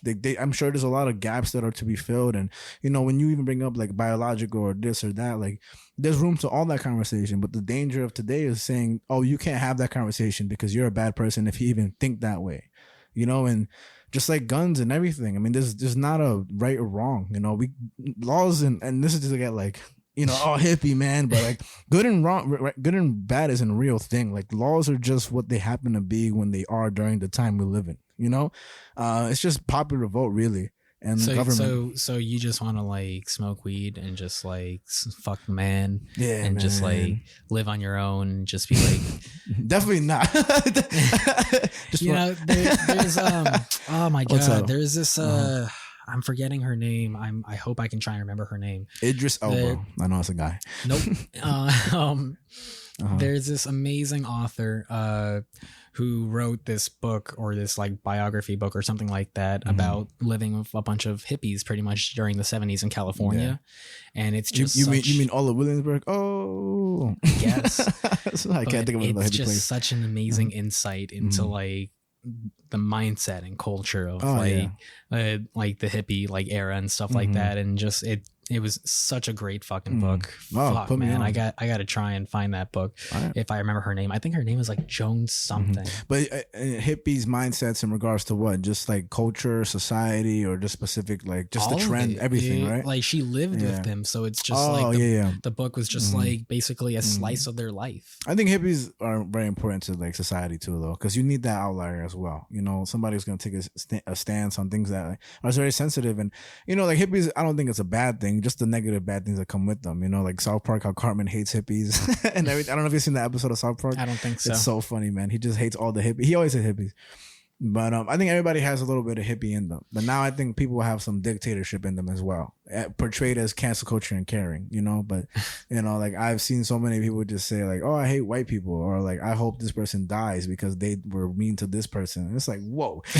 Like, that's pretty much what Hitler said. Like, I'm not saying those people are Hitler. I'm just saying like Hitler was like, I hope these people die. And you know, it's just like, chill the fuck out. Like, you know, you shouldn't be saying these things. But yeah, that's just my hot take. Just cause I wanted to spice it up a little. I mean, you know, it's funny that we are kind of talking about like hippie culture and stuff like that. We're talking about the 70s. We're talking about the 70s. Oh, yeah. So it definitely does like we somehow managed to naturally come back. And like, you know why? Because we're professionals and we're on the earth talking about what's going on in our minds and why it matters. This is Earth Matter Mind. Earth Matter Mind with Slime. Back on time. Oh.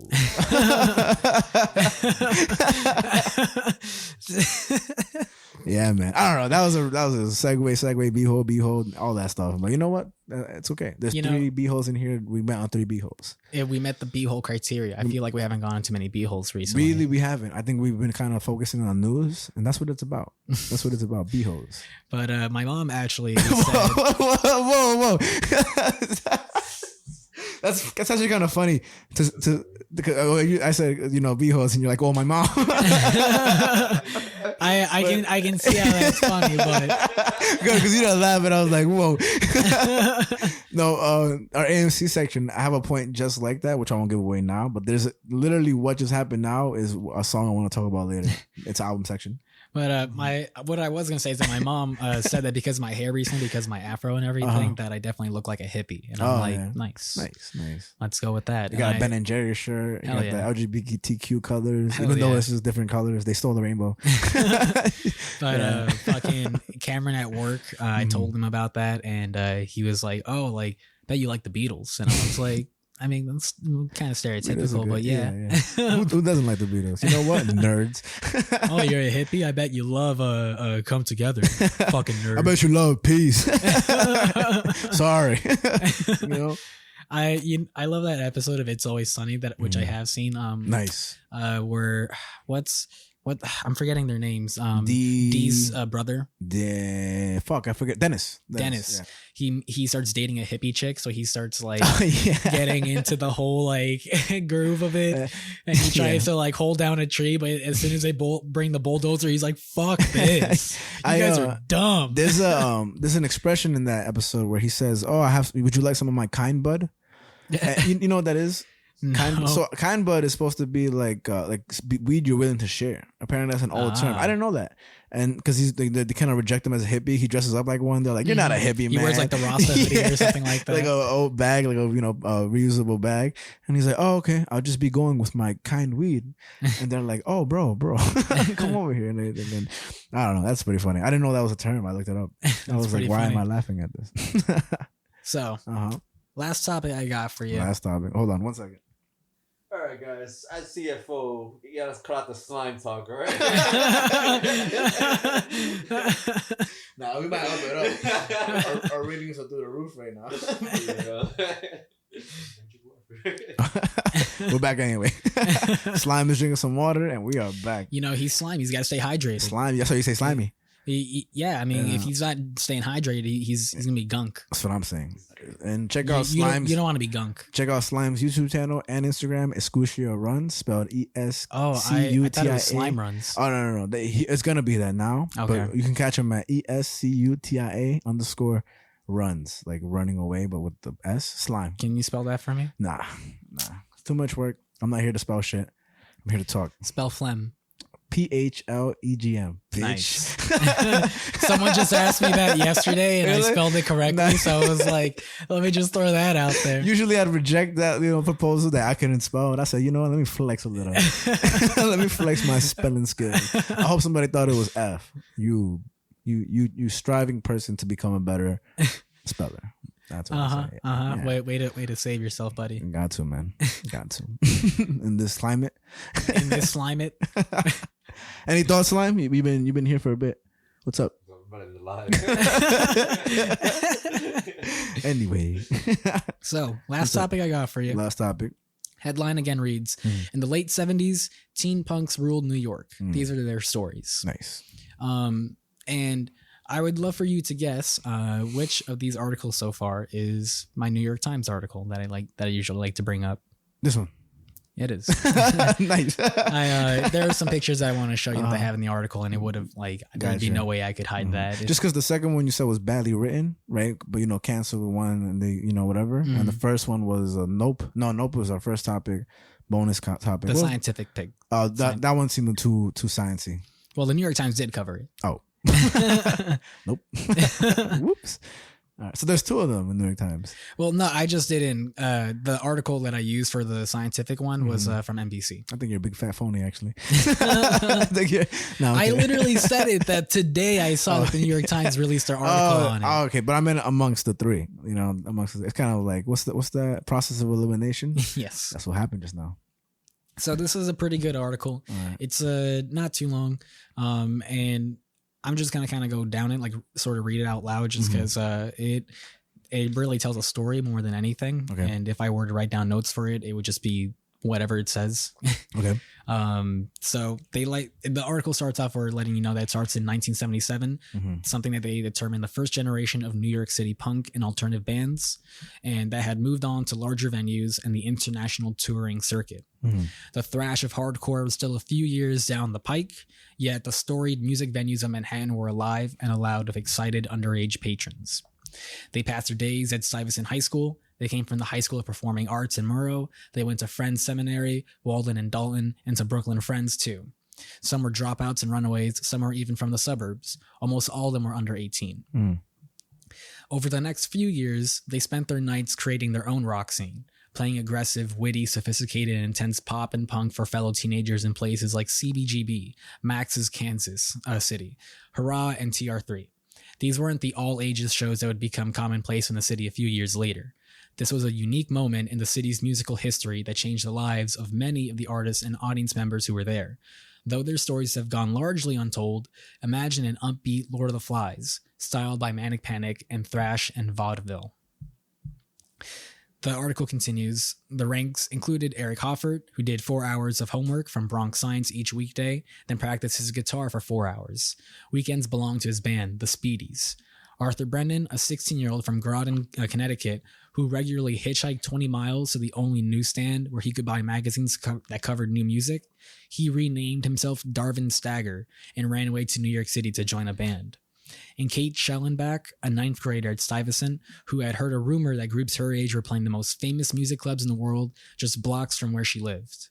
In September 1979, Schellenbach was 13 and started high school in an outfit assembled to express her interest in new wave music.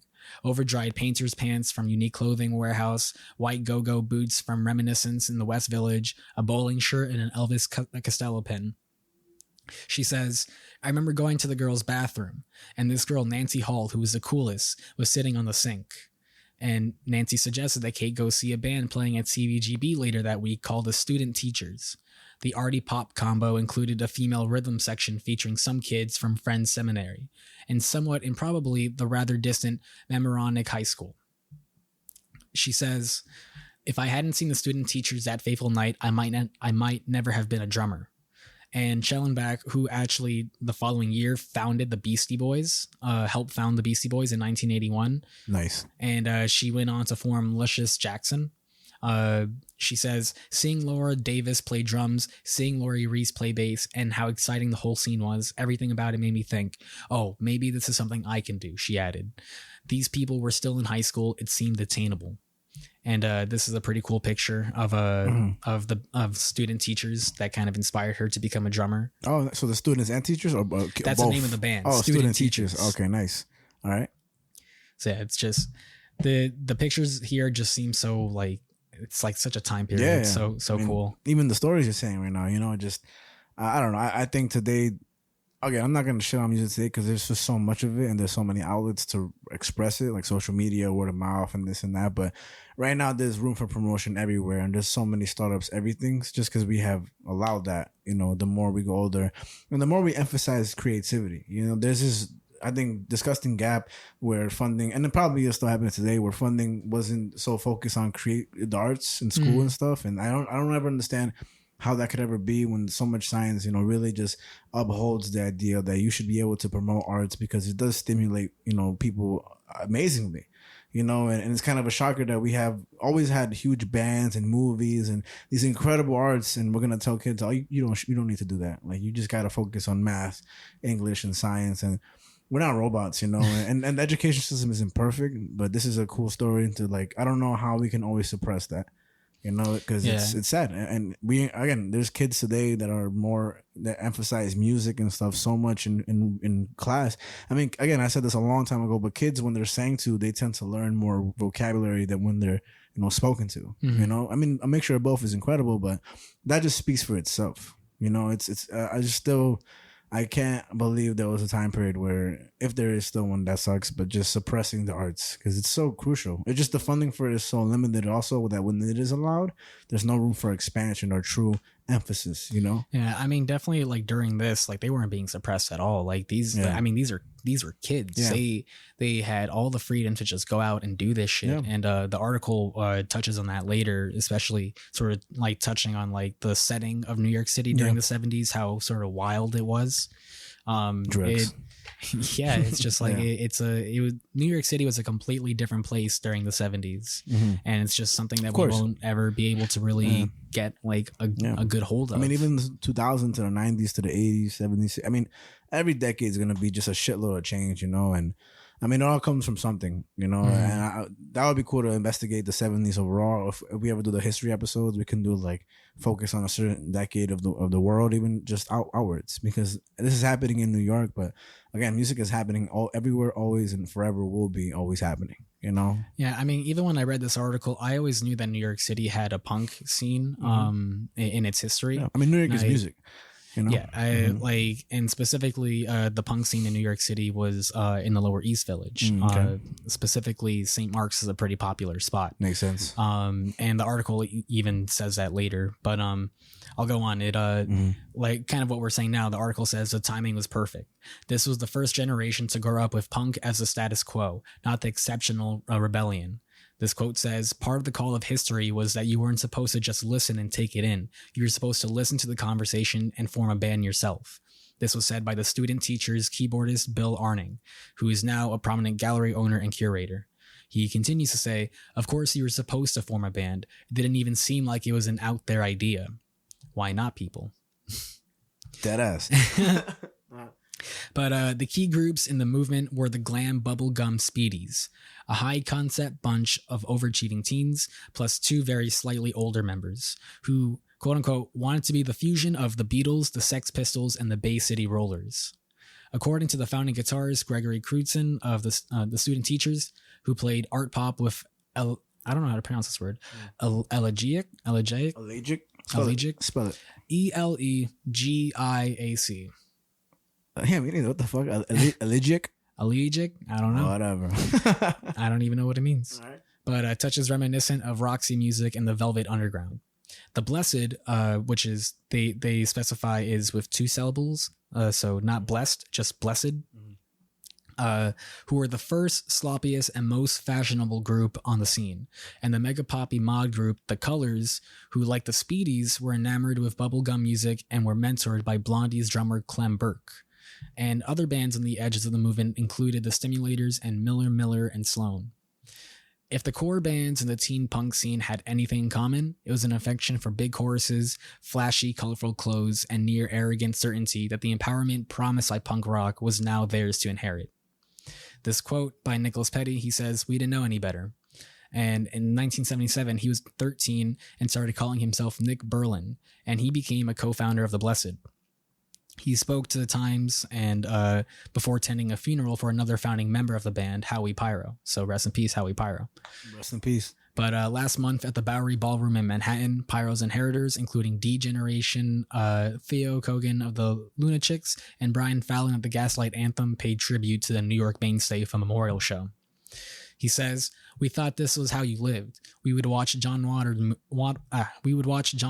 movies, and yes, of course, we would understand they were actors, but we thought this is what you're supposed to do." And he said this from his home in California, where he works as the head of culinary arts management program at Mendocino College. He said, "This is your life. This isn't how you dress up. This is all of it. We wanted to be a 3-ring circus. When we played an early show and a late show at Max's, we would bring 2 complete changes of clothes for each set. This isn't certainly how we would have expressed it at the time, but it was living life as a performing art piece." The Blessed were the band that Arthur Brennan ran away from Groton, Connecticut to join. After 2 weeks, the money he had saved from his paper route ran out, and when private detectives came to retrieve him, he was happy to leave his new identity as Darvin Stagger behind. He says, "After the first night, it's really not that much fun sleeping at the all-night Blimpies on 6th Avenue. And he's now a public teacher in Los Angeles, which is kind of lame. His life. He says, "But it was such a sense of relief to meet people who were like you. Yeah. In your own hometown, you'd be considered a loser/weirdo. We were kids learning how to act in a crazy, artsy adult world." Mm. And the author... I think more so they were kids just being kids. You know, yeah. I don't think it's an adult world. I think, you know, music is just timeless. You know, this is random, but there's a little kid where you can look at a video and he's rapping every word to, I think, "Hey Mama" by Tupac. Nice. And it's amazing. And it's just like, you know, it doesn't have to be some little kid playing fucking piano and playing this, you know, any like a crazy piece. Like, all music is what it is, you know. And I don't know. I just, not to like go hard on this motherfucker, but I don't think that at all. I just think that the scene is always gonna be whatever you make it. You know, like there's in a scene where there's 50-year-old, you know, people who play cellos, some 12-year-old could come in and be like, "I like this, I'm gonna join this," you know. And you know, I mean, I think maybe what he's just saying is more of a literal thing of like, maybe before them the scene was more just like older people. Yeah, I know that either way, it's just music is no age. There's nothing to. I mean, I don't think he's saying that age was like only for them. He's just kind of saying like at the time, like we were just kids. Like he says it like that they were just doing crazy shit. But this author, Jonathan Lethem, he wrote about his affection for the Speedies and Miller and Sloan in his book The Fortress of Solitude, which noted that childhood was different in New York at the time. He says, "The city was chaotic in a way, but it was really easy for us to operate. You couldn't convince a taxi driver to go back to Brooklyn if your life depended on it, but you could always walk over the bridge. I do feel that we essentially owned the city, that we were the actual ones it belonged to at the time." Which is, you know, just again, like you can't experience that anymore. Like that. I don't know. I tried to order food to Marcy Projects and they were like, "Oh, we don't deliver that." I mean, I'm kidding, but nah, definitely, I get the context of it too. You know, just it's all context. You know, like I would just love to be in New York during the 70s for a day. That'd be so cool. That would be cool. I like New York now, though. Who wrote this article, by the way? The author is, or the writer of this article, his name or their name is Tim Summer. All right. Shout out to Tim Summer. And what's the article? Oh, you read it already, the article name. Mm-hmm. Okay. The article continues where it says, Jill Cuniff, a scene patron who later founded Luscious Jackson with Schellenbach and Gabby Glasser, said the city seemed like a non-stop event. She said, night was freedom, and it felt like we were really safe. If you were a parent, you might think the opposite. Those kids are going out to nightclubs. They're only 13. That's so dangerous. No, my daytime at IS-70 was really dangerous. My nighttime was safe. And the article questions, how did the scene keep going? Well, none of the well-traveled downtown venues like CBGB, Max's Kansas City, TR3, or Studio 10, none of them regularly checked IDs, the musicians recalled, and they said the ones uptown like Hurrah and Trax only loosely enforce age-based alcohol restrictions, which at the time was 18. In fact, the CBGB owner Hilly Crystal and Peter Crowley, who managed and booked Marx's, seemed to welcome the wave of underage New Yorkers eager to discover music. Crowley says, kids generally like to drink, but we tried our best to make sure people were safe, though I did wear a badge that said, I am not your mother. Mm-hmm. And the article kind of questions, but was the safety an illusion? And this quote says, for a long time, I looked at this period of my life nostalgically and sentimentally. This was said by author Christopher Sorrentino. And they continue to say, only recently have I begun to recognize how vulnerable we all were, how many risks we were exposed to with absolutely no one to apply the brakes. This goes double for the girls who at 15 or 16 often had relationships with men in their late 20s and early 30s. Laura Albert, who was in the scene from age 13 and later achieved fame and notoriety writing under the nom de plume, which is a pen name, J.T. Leroy, agreed. They say access still came with a price, especially for girls and queer boys. They say, that said, there was a sense of possibility. Age was not a barrier. I was a teen in foster care, but I still had access to the musicians I admired, calling them on payphones and interviewing them for fanzines. And this is a pretty cool picture of the Stimulators at the Matt's Kansas City. Oh, that's a dope shot right there. Yeah, it's kind of like Elvis-esque almost. Yeah, man. But the article kind of wraps up where it says that by 1980, the teen punk scene was simultaneously evolving and dissolving as its members grew up and moved on. Some of its participants went on to play prominent roles in the local hardcore punk movement, like Hoffert and Crutzen of the Speedies, who produced the first Beastie Boys demo, and the Stimulators became a foundational band of the local hardcore punk scene. Others went to college or took jobs that required leaving their dalliance with late nights at Max's Kansas City and shopping for brothel creepers on St. Mark's in the rearview mirror. This quote says, as cool as I thought the scene was, I realized I just didn't want to be here. I want to be in college. This was by Laura Davis Channon, the student teacher's drummer. And they say, that was a big thing for me, given the incredible, shocking, thrilling world of rock and roll that I was a part of. The article continues, while the punk scene that preceded this moment has been exceptionally well documented, far less has been written about the teens who ran the night as the 70s gave way to the 80s. None of the groups were signed by major record labels, and only one of the bands, The Colors, released an LP with the initial span of its career. The Speedies did put out an archival collection in 2007, which largely took advantage of the use of one of their songs, Let Me Take Your Photo, which was used in a Hewlett-Packard ad campaign. They continue to say, with only spottily distributed independent 45s, which are records, to spread the word outside the 5 boroughs, what was a potent local scene never gained a national or international profile, but several of its members have made notable careers inside and out of the arts world. Crutzen, the Speedies guitarist, is an acclaimed tabloid photographer. Hoffert, his bandmate, became a data technology pioneer who helped develop the QuickTime media player and is now the senior vice president of Xandr, and that's just a subsidiary of Microsoft. Alan Herkin Torres played in the Speedies too, and is a former New York State Supreme Court justice. This quote by Hoffert, they say, there is a magical empowerment from what we did that has carried us through life. The photography Gregory has done, my work in digital media, is directly related to that. Schellenbach had a similar outlook. It spawned so many cool things: art, authors, hip-hop, a magical time in New York City. And the article just kind of ends where it says, Ellie Addy, who began going to Max's before he had even hit puberty, became a speechwriter for Al Gore, then a writer and a producer on The West Wing and Billions. He says, "It made me unafraid.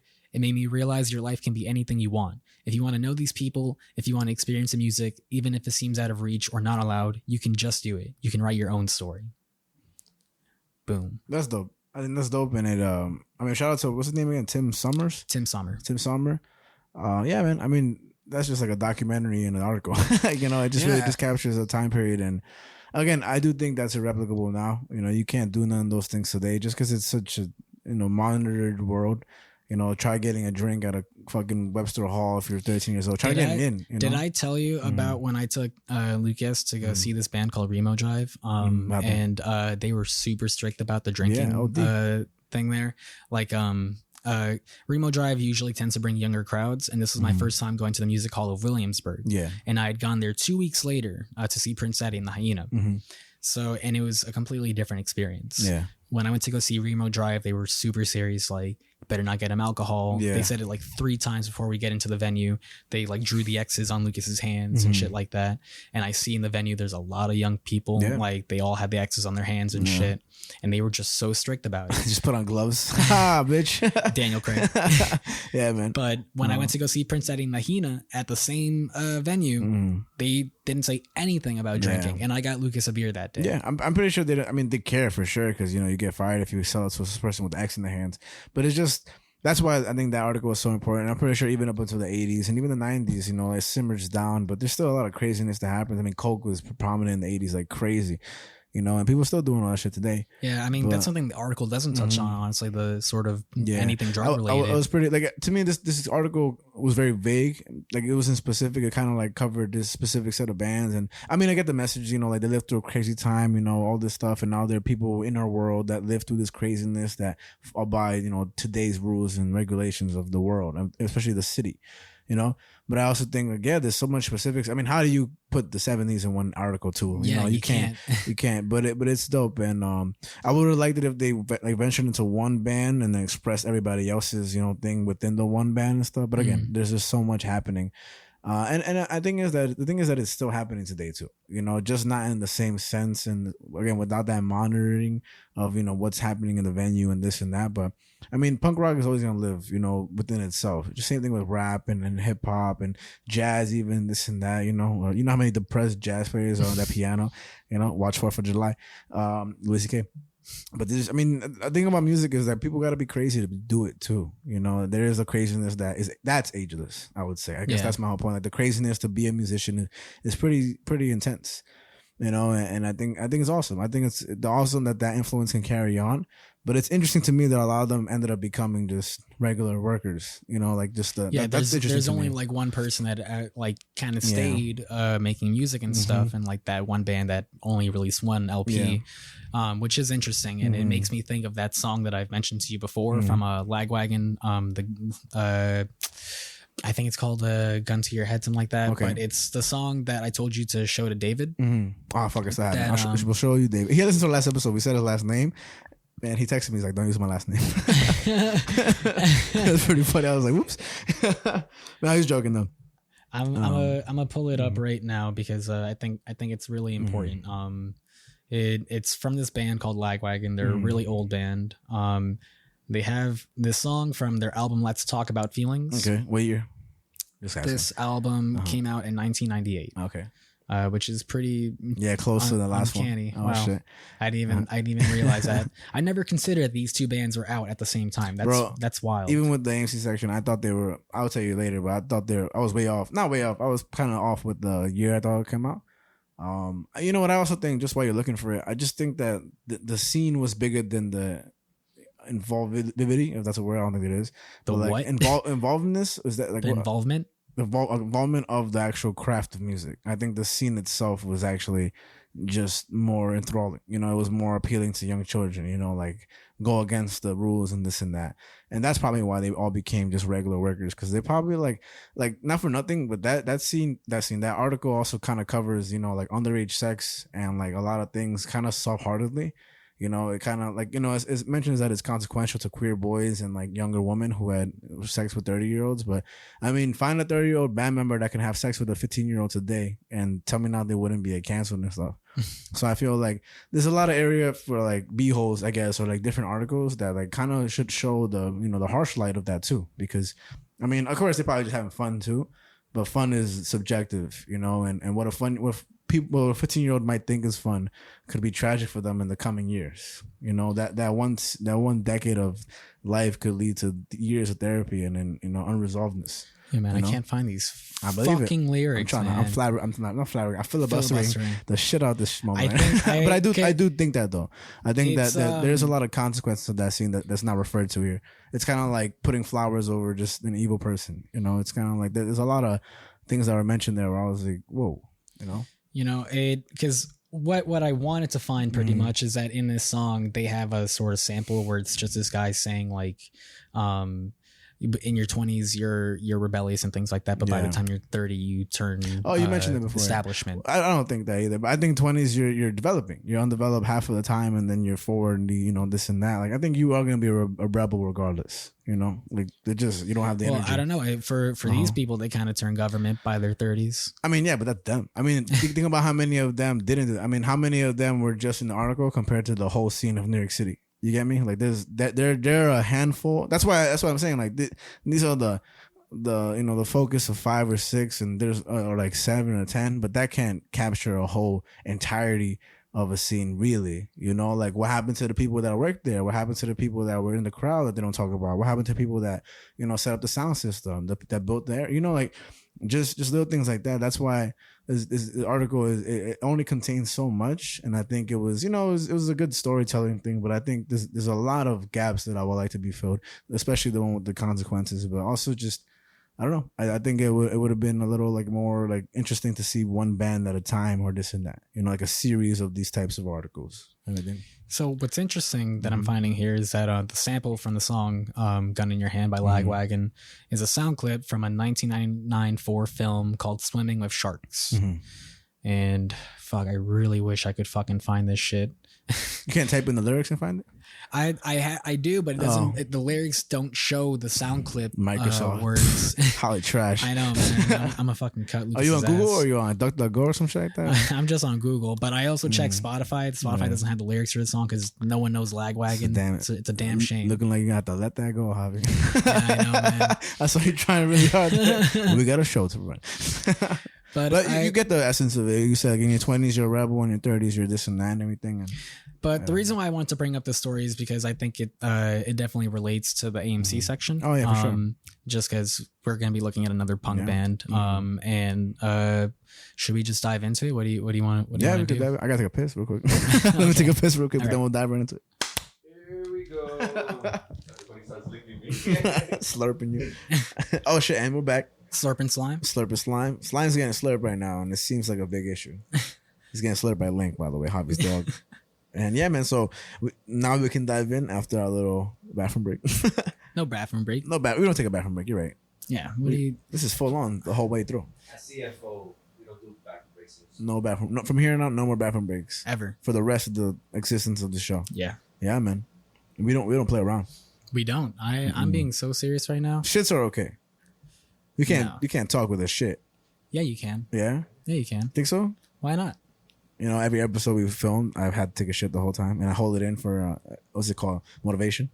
You know, it's funny that you say that because I also do that. Yeah. But it's because when I hold in a shit, it makes me feel like more excited. Mm-hmm. It's kind of like being on the edge, like oh shit, like you don't know if it's gonna come out during the show and everything. Yeah, so it's I like that excitement. So would you ever really use a leaf to wipe your ass if you took a shit in the woods? Oh yeah. Yeah. Why not? I don't know. It just seems gross. I would just not. I mean, I would wipe with something else. With socks. Socks is the best. But what if you've already used? But the lid. What about the lid? Like you could get in your ass. So what the fuck you get your ass with a leaf? You get some bugs. You get some poison ivy. What fucking bug? Like, what do you mean it's nature? Like what bug aren't you gonna see on the leaf? I don't know. A green one. Yeah. Fucking blind ass motherfucker. I gotta take a shit. I dropped my glasses. Ridiculous. All right, but we are on the A.M.C. section now. It's a very special one to me.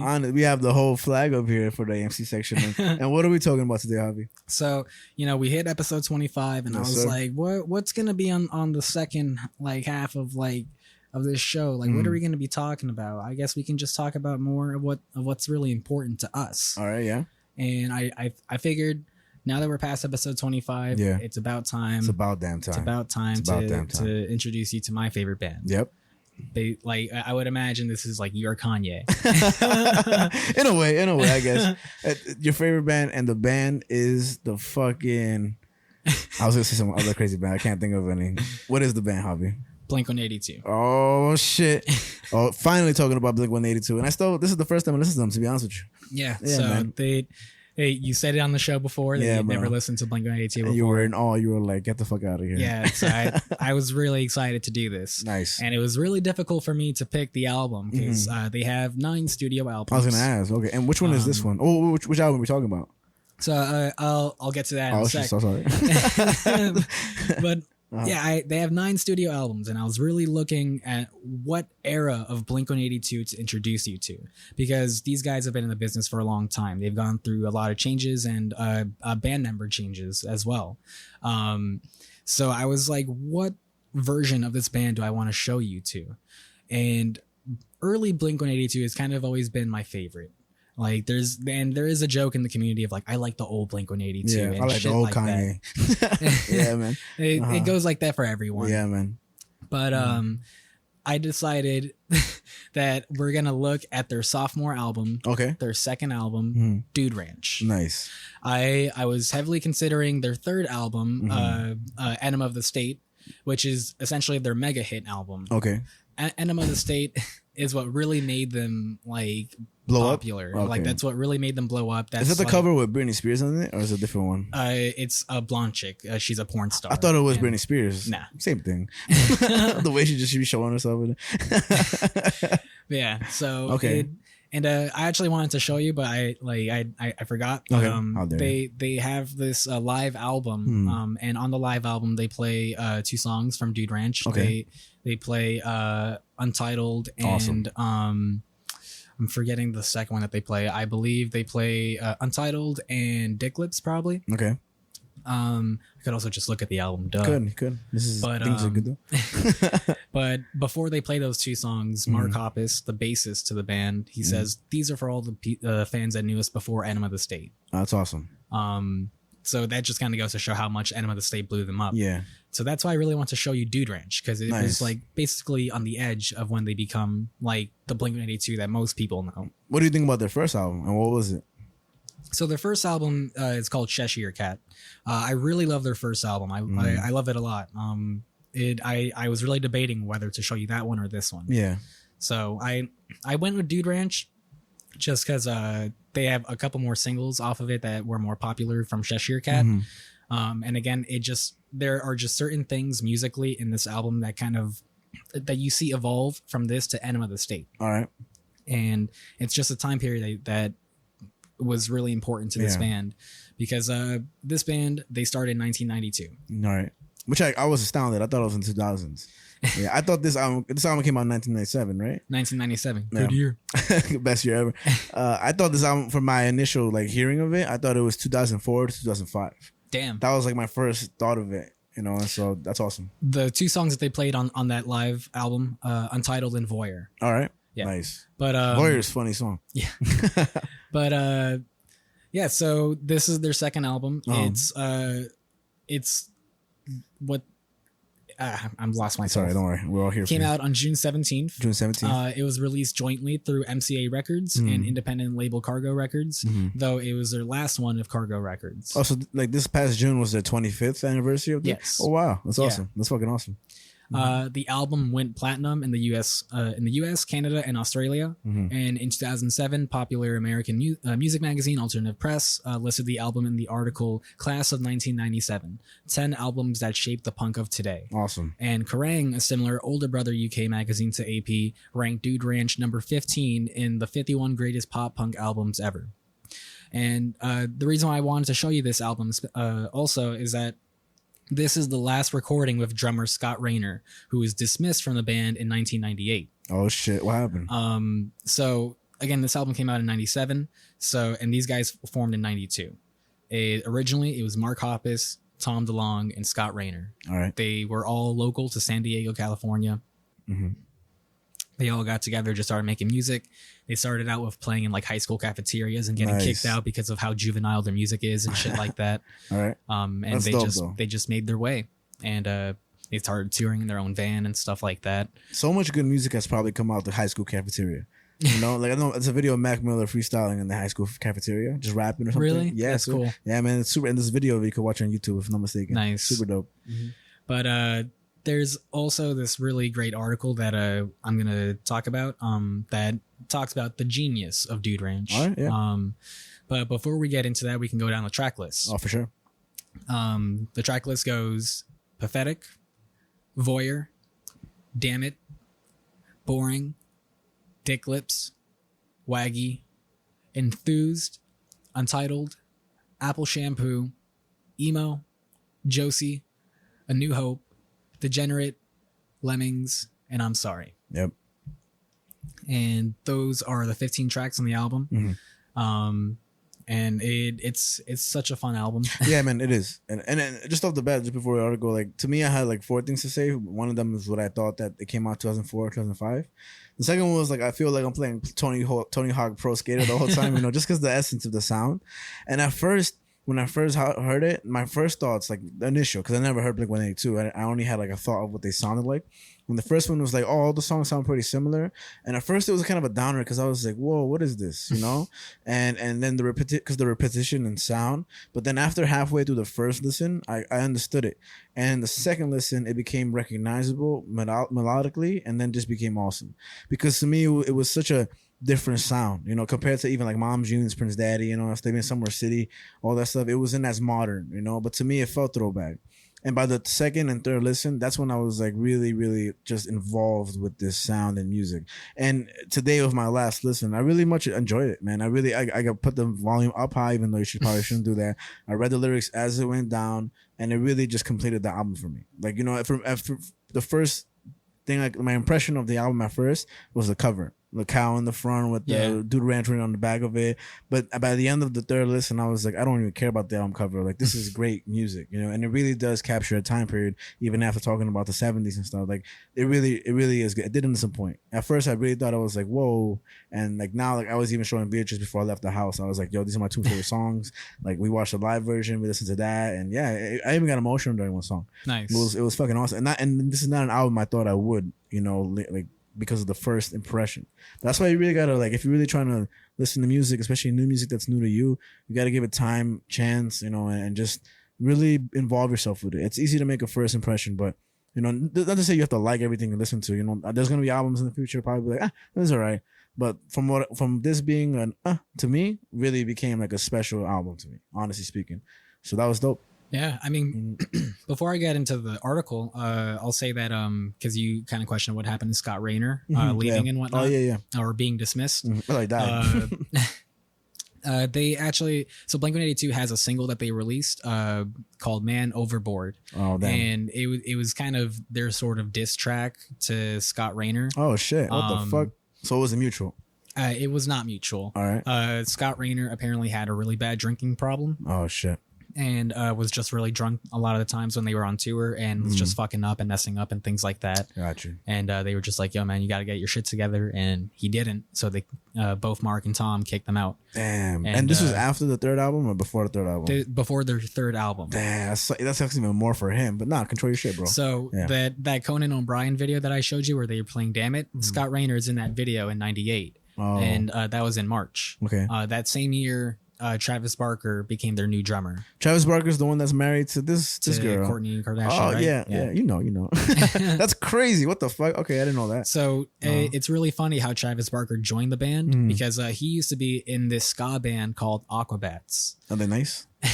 Not really. Yeah, the way you laughed at it, I imagine. So Aquabats kind of sounds crazy. If I were to show you a picture of who the Aquabats are, yeah, show me. You would look at this and be like, "This is the guy that is now married to Kourtney Kardashian." Let's see. This is the Aquabats. No fucking way. They got masks on and shit. They look like the Wiggles. They look like the Wiggles. Their music videos are also just as ridiculous as their outfits. No way. And what's the sound like? I mean, we'll look at this afterwards. That's fucking funny. This is where Travis Barker was from before he joined Blink-182. You got to start somewhere. And joining Blink-182 is probably the best thing that's ever happened. For sure.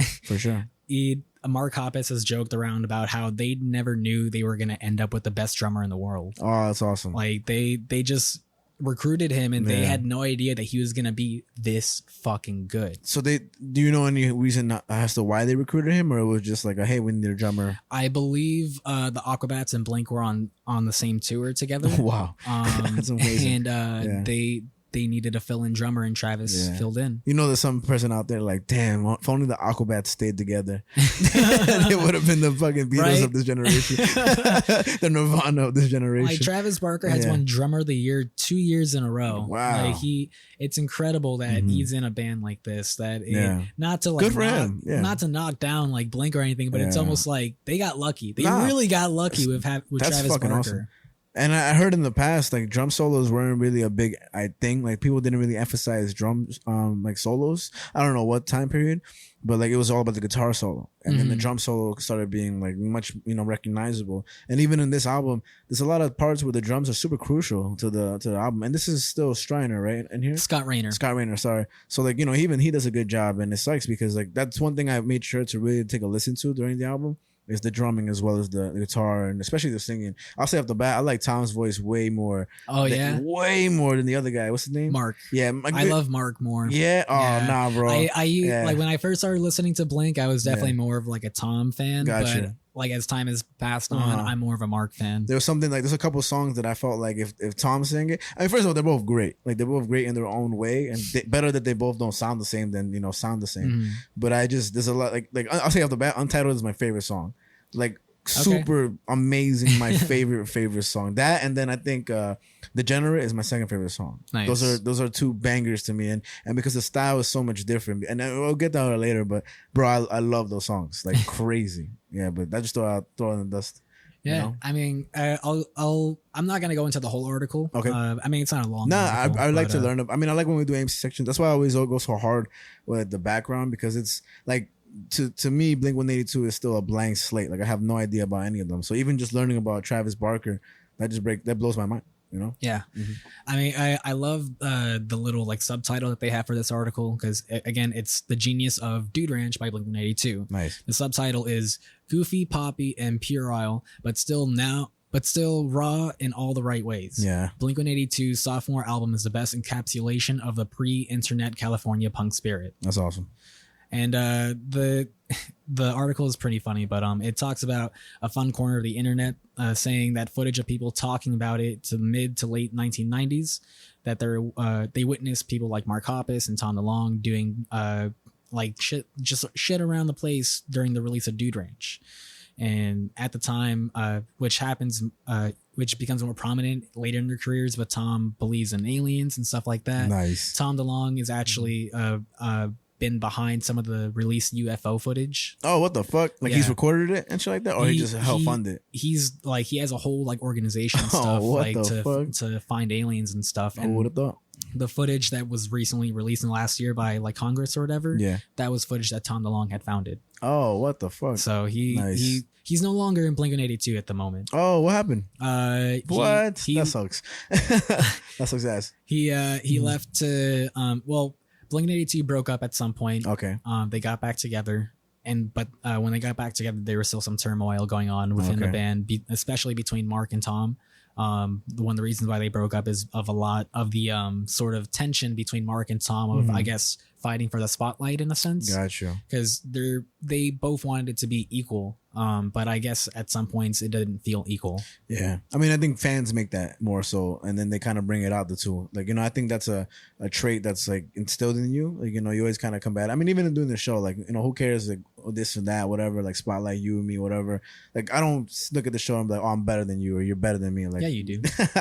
Like, we just have the qualities to our own that make the show what it is. I feel like that's the healthiest way to go by it, especially because we speak opinions and stuff like that. But it must be tough because I know, like, with a lot of groups, like even like the Beatles, like, oh, fuck Ringo, you know what I mean? Like, what was he to the band anyway? And I'm not saying people say that, and that dead most of them, so it doesn't really matter. But I'm sure that happens a lot. But this, that just is interesting to me, And even the live thing we watch, where I think Mark hits Tom on the shoulder. Like, to me, I was wondering, like, is that a healthy thing they're doing here, or is that one of those things where, like, maybe Tom doesn't really fuck with that? And basically in the for the listeners, in the performance Mark kind of shoves Tom midway through his like guitar like solo or something like that. Just during like the verse, and he just completely stops and like kind of glances, but no. His eyes are so like emotionless, so you don't really know what's happening. And to me, I saw them as a yin yang. Like Mark was the more like outrageous one, and Tom is the more like just sing and guitar and like scream. So that's interesting. They're such an interesting duo, those two. When they got back together, there's still turmoil going on, and it just wasn't really working out. They released one album and one EP after they got back together. Wasn't received super well. It was a little mixed. Gotcha. Did you like them? The first album when they reunited is called Neighborhoods. It's okay. It's not my favorite album from them, but their EP that they released 2 years after that, Dogs Eating Dogs, I love that EP. Nice. It's actually some of my favorite Blink-182 music in that EP. It's really good. Oh, and then they broke up after that again. They didn't break up after that. After that, Tom just left. Oh shit. He just wanted to sort of pursue his own ventures and his own projects and stuff like that, and left. And they brought Matt Skiba from Alkaline Trio as the new guitarist singer. So they still exist, but just without basically. With Travis Barker still there? Travis Barker's still a part of the team. So it's kind of like an interchanging band, really. Like Mark is always the one that's always been there. Mark has always been there from the start. That's interesting. So he's the last surviving member of Blink-182. That's interesting when you think about a band evolving into what it is.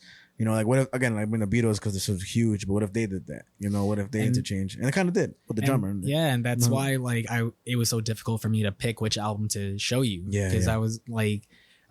Their last 3 albums are all with Matt Skiba.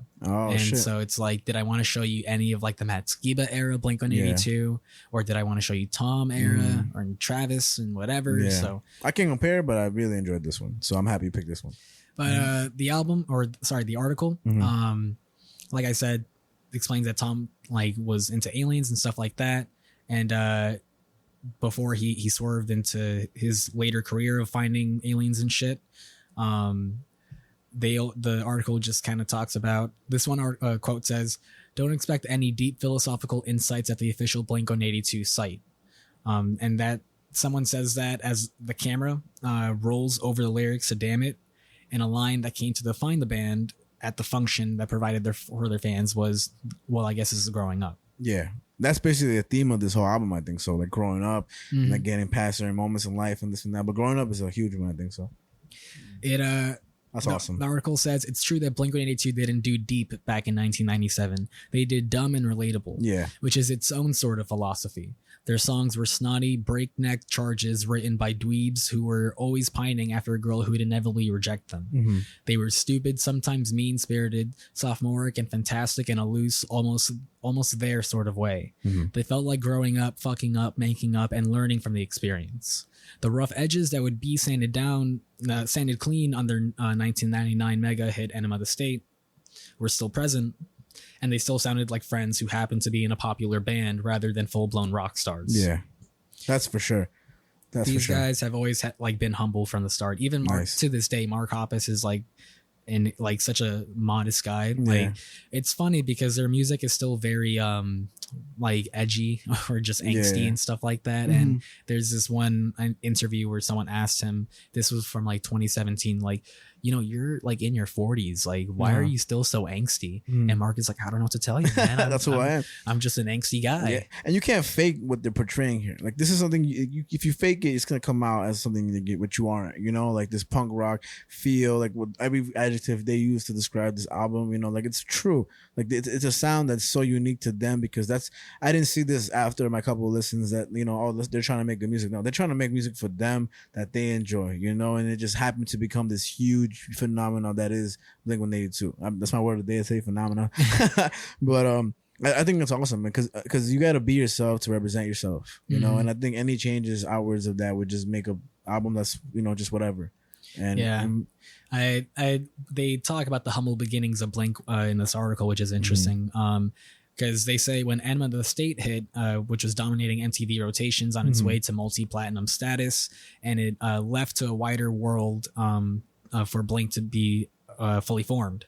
And the truth is that they'd ridden a ground shell of support from simple beginnings as a garage band in Poway, California. Hoppus and DeLonge met in 1992 after being introduced by Mark's sister.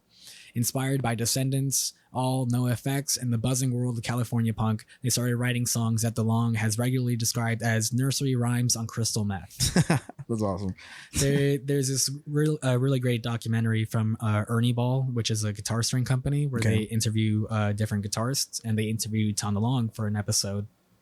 And he talks about how a lot of his songwriting is turning nursery rhymes into pop punk, pretty much. Gotcha. That those, like, their lyrics are so melodic and their riffs are just so melodic. It's like, it's very catchy. You can't it's kind of hard to forget almost, which is just really interesting. And he also said in that interview, the band NoFX, he saw them live once, and he saw like the guitars fucking up, and he was like, "Oh, so you can just like fuck up on stage and no one cares." Nobody, bro. They just in it for the vibe and the sound and the party, you know, the fucking the celebration of music. And if you really look at a lot of live videos of Blink, there's actually some controversy of like, you might get a good or a bad Tom that night. Oh shit. Where some nights he's just better on the guitar and singing, some other nights he's not as good. I've heard that though, artists. Yeah. Like, a lot of artists is about like the good night or the bad night, how they're feeling and everything. And I think you pay to see the show, you pay for those circumstances, which sucks. You know, you would want every show to be perfect, but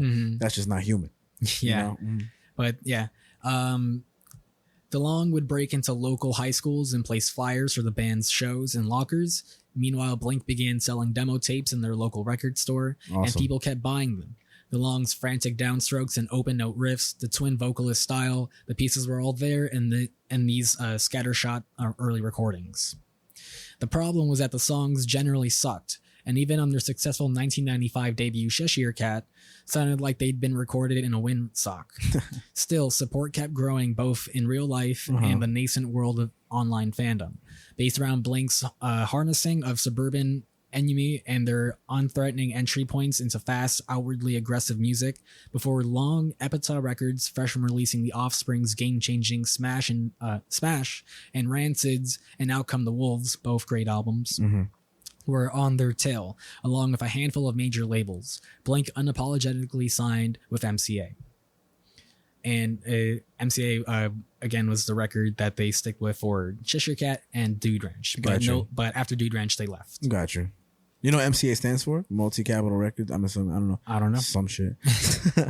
But Dude Ranch was recorded at Big Fish Studios in Encinitas, California, with producer Mark Trombino, who had played drums in Drive Like Jew? Like Jews? Jehu. How would you pronounce that? Jew. You think so? Yeah, or Jehu. I think Jew is probably how it's pronounced. Okay. Yeah, maybe that was like the whole joke of it, you know? Maybe. Drives like Jew. They had also worked on Jimmy Eat World's 1996 LP Static Prevails. Okay. Which is a Blink favorite, apparently. I've heard of Jimmy Eat World, but I don't know if it was a movie, a show, a band. Do you know the song, The Middle? Hey, don't put yourself off the end. I think so. Come on. I think I know the song, to be honest with you. Like the chorus is like, hey, yeah, that song. That's Jimmy Eat World. It's mad funny. I do know what you're talking about. And so does the rest of the world. From that song only. But this quote says, Cheshire Cat had sold 70,000 records at the time we started making Dude Ranch. That was said by Trombino. He said that to MTV in 2017. It was a much, much bigger record for me at the time. I was excited, but also nervous and intimidated. I felt weird that there were these guys who had sold way more records than I'd ever sold, and I'm sitting in the producer's chair telling them what to do. Oh, shit. Trombino found a band who were switched on when it came to their trajectory and commercial ambitions.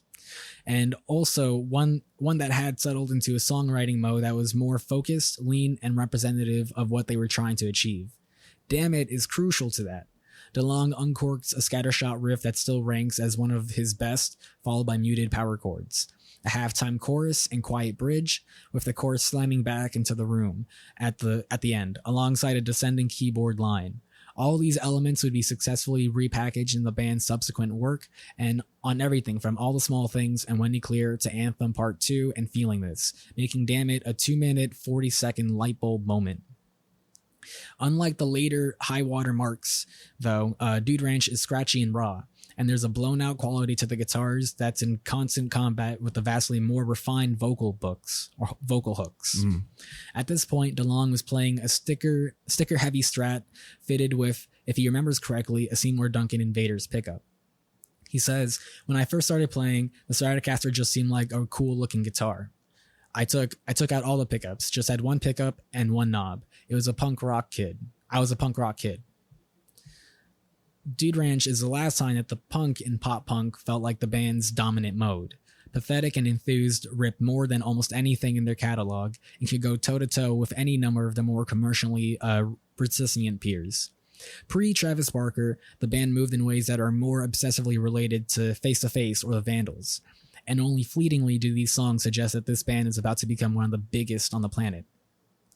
The Blink would scale those heights while, for a time, retaining their goofy charm and unpretentious grounding in a years-old friendship is testament to the things they figured out about themselves on Dude Ranch. Everything went sideways later on. They broke up, reformed, DeLonge left again, with Hoppus and Barker preserving with Alkaline Trail's Matt Skiba in his place.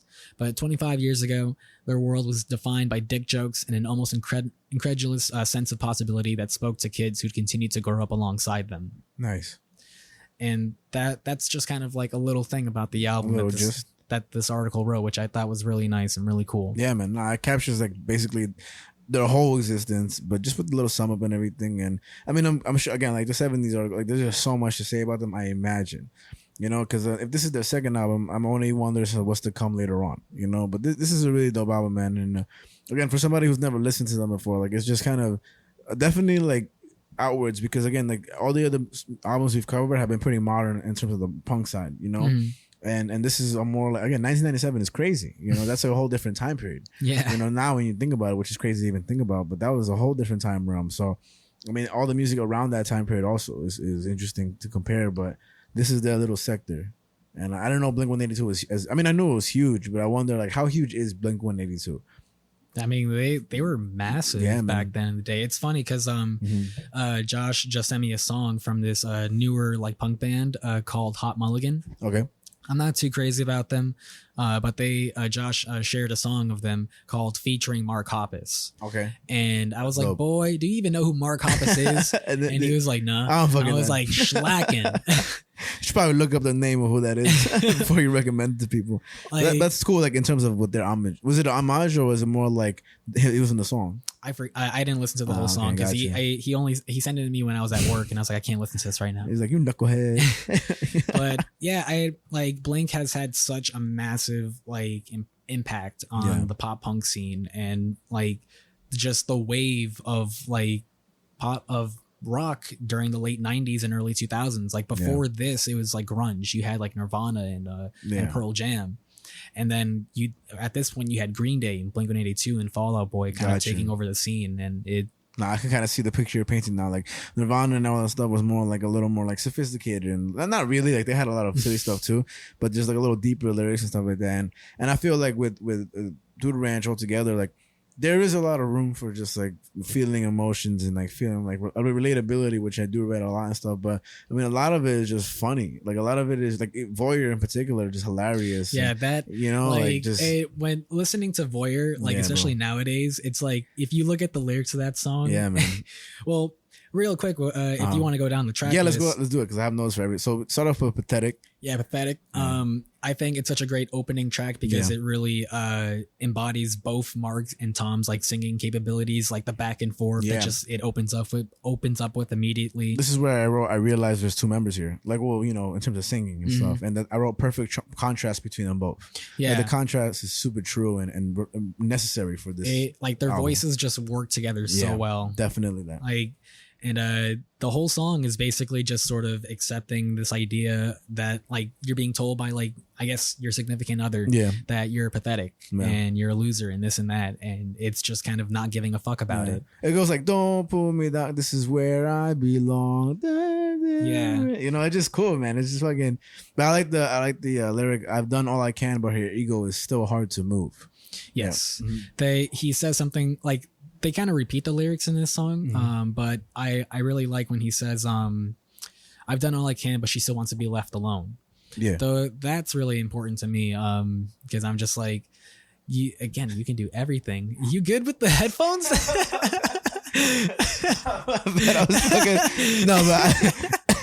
I do like that lyric a lot. We say I've done all I can, but she still wants to be left alone. Yeah, that's a harsh one. You know what I mean? That hits real. My bad. The headphones are just fucking up on me. In the video. Yeah, and there's a lot of little those snuck in there, I think so, and not really snuck in. They put that in for a reason. Mm-hmm. But I mean, again, like that's a part of the relatability that I'm talking about, also, where you can feel that, and it's, you know, she, he, whatever the fuck you want. Yeah. But like, just, you know, some people, like, that effort is no longer even necessary because the end goal is just gone. You know, and that's pretty heartbreaking for a lot of people. I mean, for anybody in a relationship and this and that, you know. So, yeah. And strong words. I also like how they repeat no one likes a dropout. Yeah. Like, because I don't think these two ever went to college, or Travis either, or anything, or Scott. Mm-hmm. For college. Okay. And, you know, it just kind of speaks to, like, I guess, again, the time period of a lot standards. Of people, like, were dealing with these kinds of standards and things like that. Because you could say that back then going to college was considered a way more like crucial thing to do, like a norm today. Like a norm, like if you don't do it, you're like, oh, what are you gonna do with your life? You don't go to college. And now it's more like, nah, college is kind of a scheme if you don't find the right way for yourself, you know. Like, and it's a great thing. I'm not shitting on college, go to it if you want. But like, you know, there's a lot of cons to it too, and a lot of unnecessary shit that you gotta do in college that, you know. But I mean, again, teach his own with that stuff. But you're right, it captures the time period of, like, and even before that, probably just, you have to go to college, and I don't know, I think there's a freer range of things to do nowadays. Yeah, I mean, I think it just kind of speaks again to their humbleness of, like, no one likes a dropout, and yet here they are saying, but this is where I belong. Yeah, man, that's fucking awesome. Yeah, like, it's just a full acceptance of just not giving a fuck. I mean, Tom says it himself, where if I could find a line where he says, I think it's disgusting, believing and trusting. If I gave a fuck, there would be nothing for me to prove. Yes. Yeah, man. I think, although it's amusing and slightly confused, like, they have a lot of that. I don't know if that's what, but you know, I really like their cadence with everything too. Like, it's super dope. It goes back to the nursery rhyme, like aspect of it. Hell yeah. It's just very catchy. Yep. And like, sing along. Yeah, absolutely. Like, you can follow it very well and everything. Seeing these guys live back then would have been fucking awesome. Nah, God, man. That's one thing that, even just off the immediate impression. You know, I haven't said this yet, but so I started playing guitar freshman year of high school. The band that really got me to start playing guitar was Green Day. Nice. There was just something about Green Day. I was like, these guys are cool. I want to play these songs. Yeah. I got a guitar.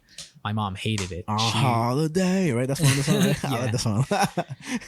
my mom hated that I got a guitar. She was like, you're not going to do anything with this and this and that and whatever, which kind of goes back to what we were saying, that like, kids aren't very motivated to do things in the arts and whatever. My mom today loves that I play guitar and stuff like that.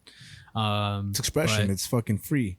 You know, it's like the one part of your day where there's many parts, like even the podcast and stuff, but just like when you pick up a guitar and play, like, you just escape. I know it sounds like corny and stuff, but you do. Like, you don't have to just listen to people talk, even yourself think. Like, you just have to, you know, express through these instruments, and I think it's super crucial for people and therapeutic. Yeah. Mm-hmm. I mean, I played guitar for like a month. I learned maybe like 2 or 3 Green Day songs. Yeah.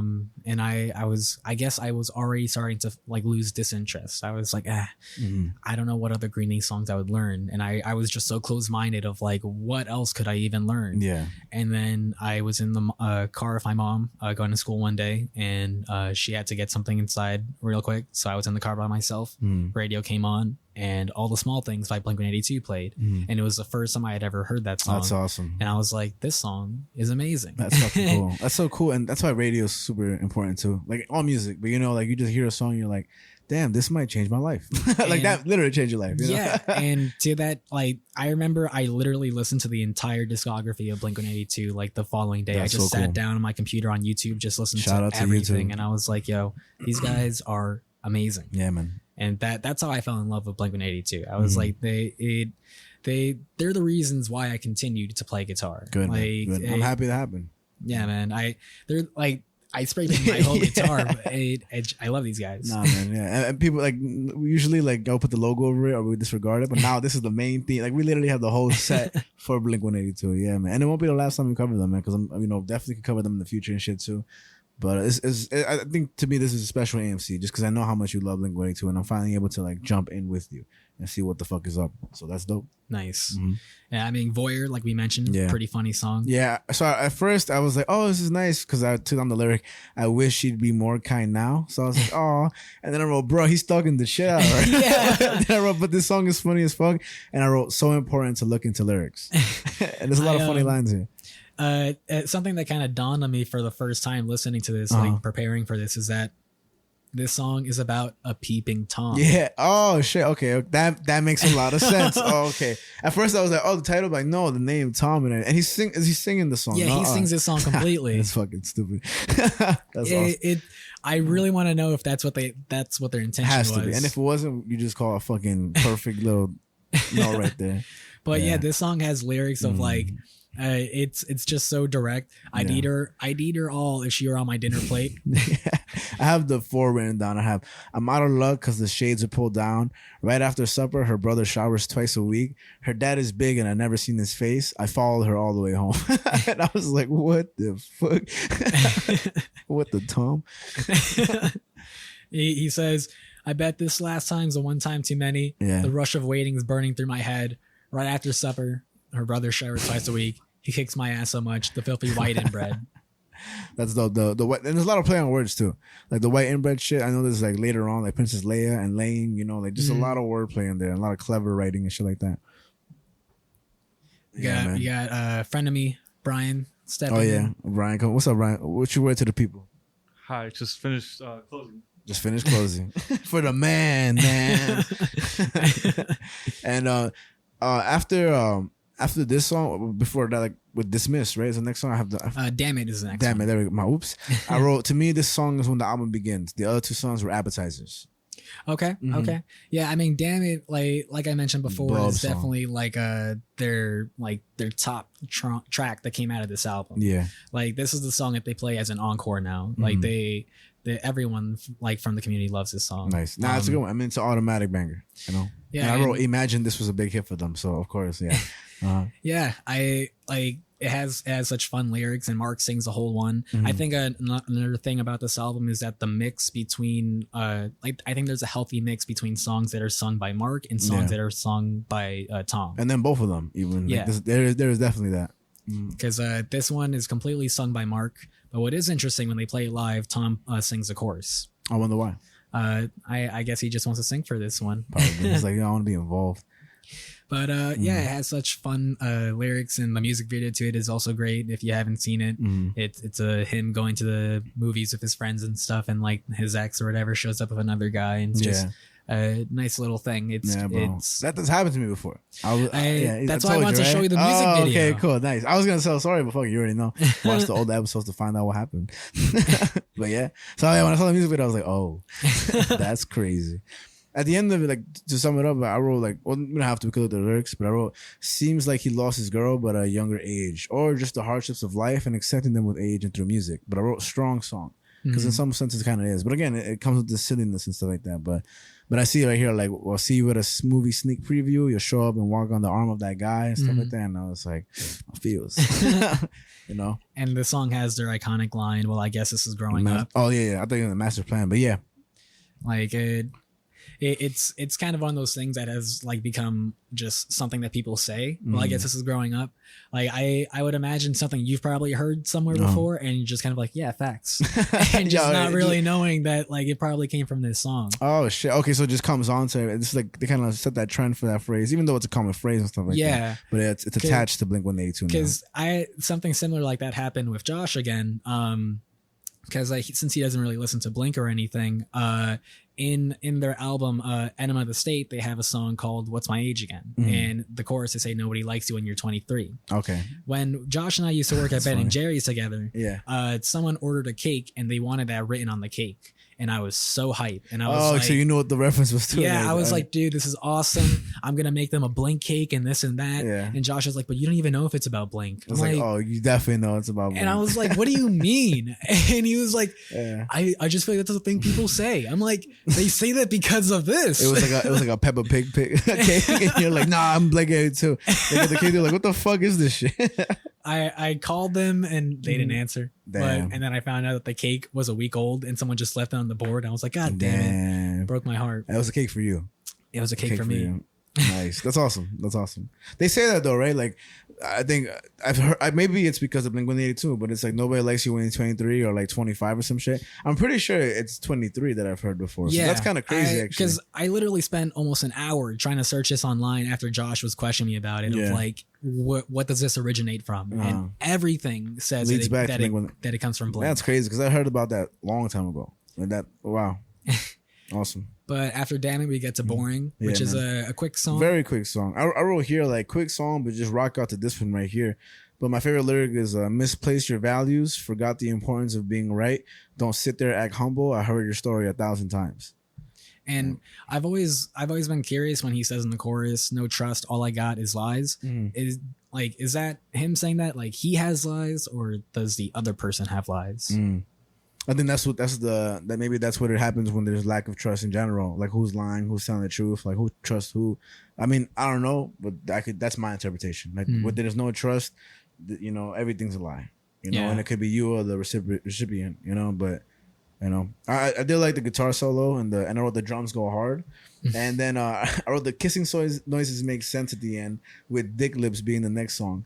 I was like, but the horse, what the fuck? And I wrote ha ha ha. Is it a horse? I thought it was. Or do you think it's a cow? It could be a cow. That would make more sense. It sounded more like a neigh though. Because like I've always connected that to sort of the cover and stuff of Dude Ranch and whatever. That makes more sense. But there's horses on ranches, Nope. True. You know what I mean? But we get to Dick Lips, which is what I wanted to bring up earlier when we mentioned b-holes and then you mentioned your mom. Right here it says Dick Lips and the first lyric is please mom. You ground me all the time and I was like, what the fuck is happening right now? But this song is pretty interesting because I think because people have always said between Mark and Tom that Mark has more poetic lyrics while Tom has more direct lyrics. And this is Tom, right? Yes. Okay. And this song is just really about that feeling where you just keep getting in trouble and your parents make you feel shitty about it.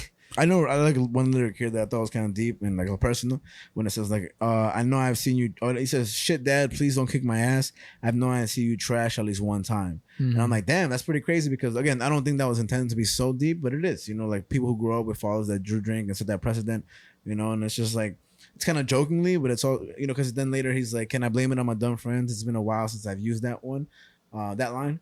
But it's I think it's a pretty important piece of lyricism right there, honestly speaking. That's relatable once again. Yeah, and even with the chorus where he says nothing to lose, a boy who went out when he finished all his chores, nothing to do, they can't trust me because I blew it once before. Yeah. It's like you fuck up and nobody gonna have faith in you again. Yeah, it's like losing complete trust in your parents. Yeah. And Tom DeLonge has had a complicated relationship with his parents. Oh shit.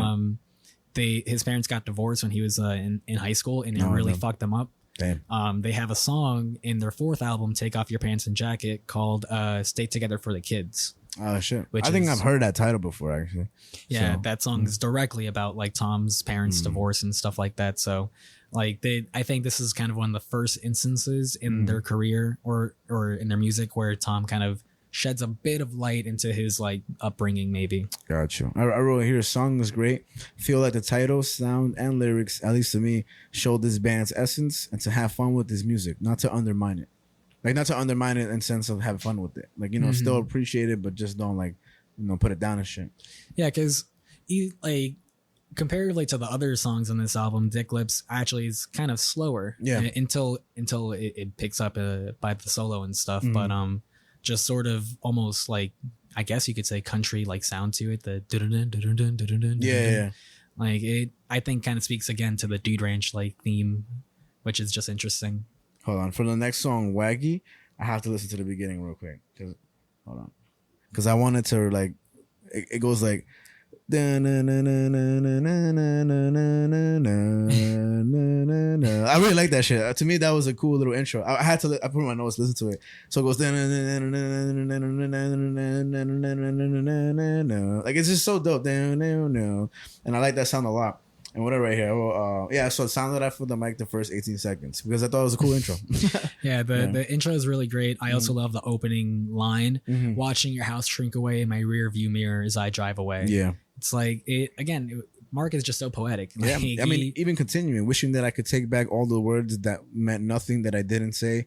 I'm trying to be what you want me to be, but it's so damn hard to keep playing the part of the fool week after week. Like they do get like deeper and stuff like that, and it's crazy.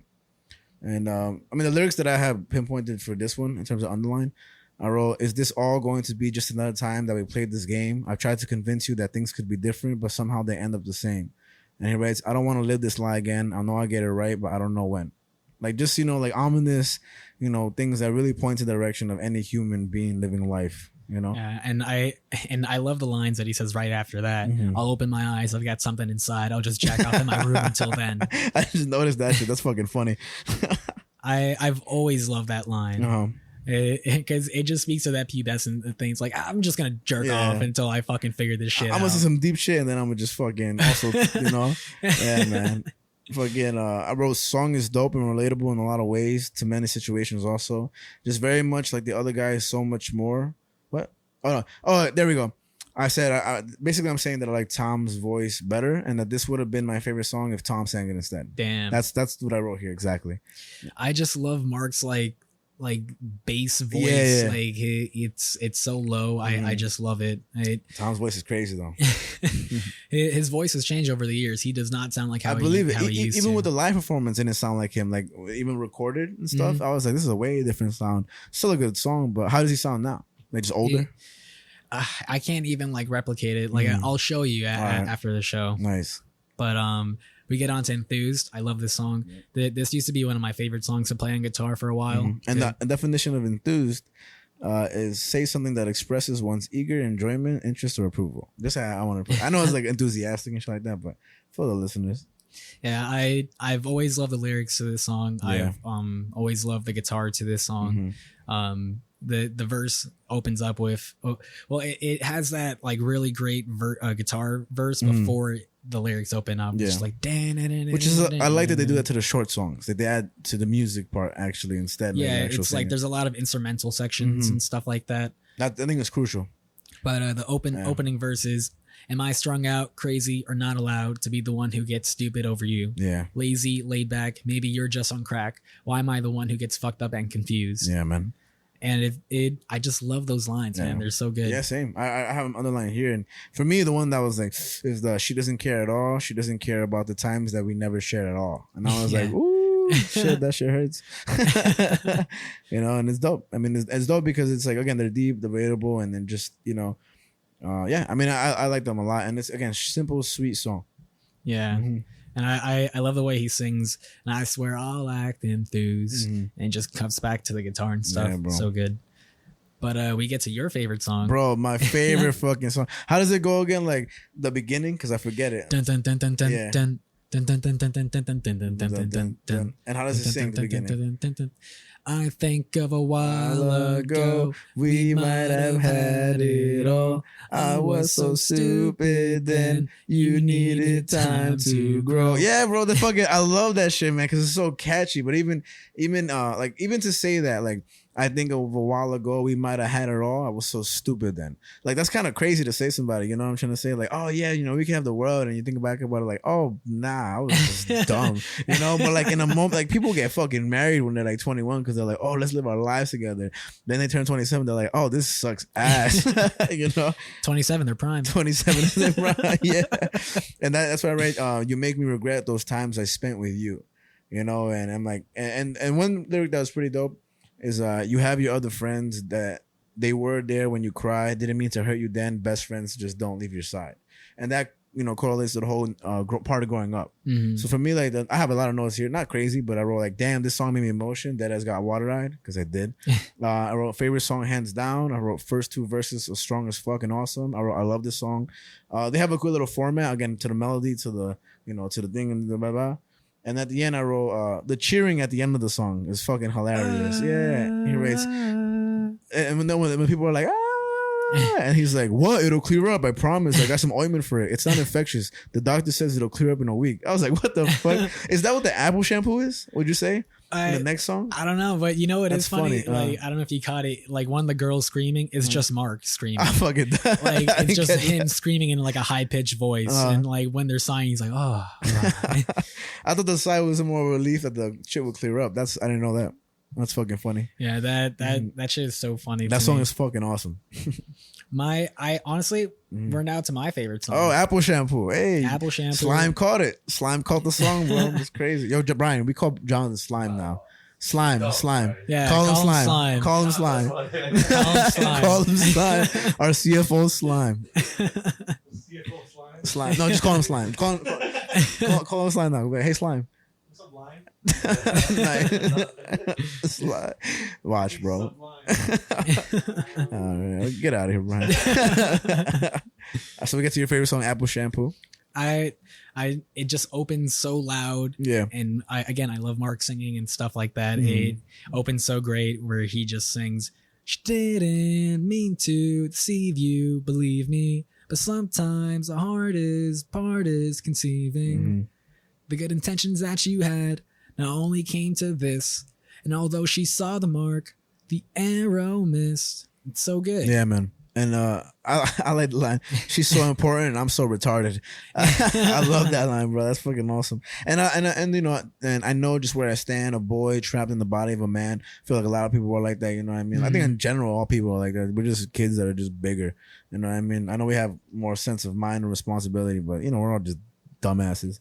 You know? Yeah, I love the lines. Both getting tired of punk rock clubs and both playing in punk rock bands. To start with something good, but some good things must end. I was wondering if the song was about like a girl or like somebody he performed with or something like that. I don't know. Well, something that I have found before in the past is that which is really interesting, is that Mark had this girlfriend that he used to live with back in California that broke up with him because he bought a bass amp one day with like their rent money. Oh shit, that's crazy. So I did not expect that. I don't know if maybe like a song like this is directed towards her or something like that. But yeah, I mean, that's tough. He was just all about the music, man. He said, "I know what I'm doing, bitch." You don't know what I'm doing, bitch. I wrote this song is super sweet in a very Blink-182 way. You know, I just love the lyrics to this song, and there was a lot of them. I captured a little bit of them, but this is a longer song. Yeah, and when he says, "And now I realize I should have kissed you in LA, but I drove home all alone as if I had a choice anyway." Yeah, man, that's dope. Kind of like this hopeless kind of scenario of things. But so good. Sometimes you gotta take chances, like that rent money. That's crazy.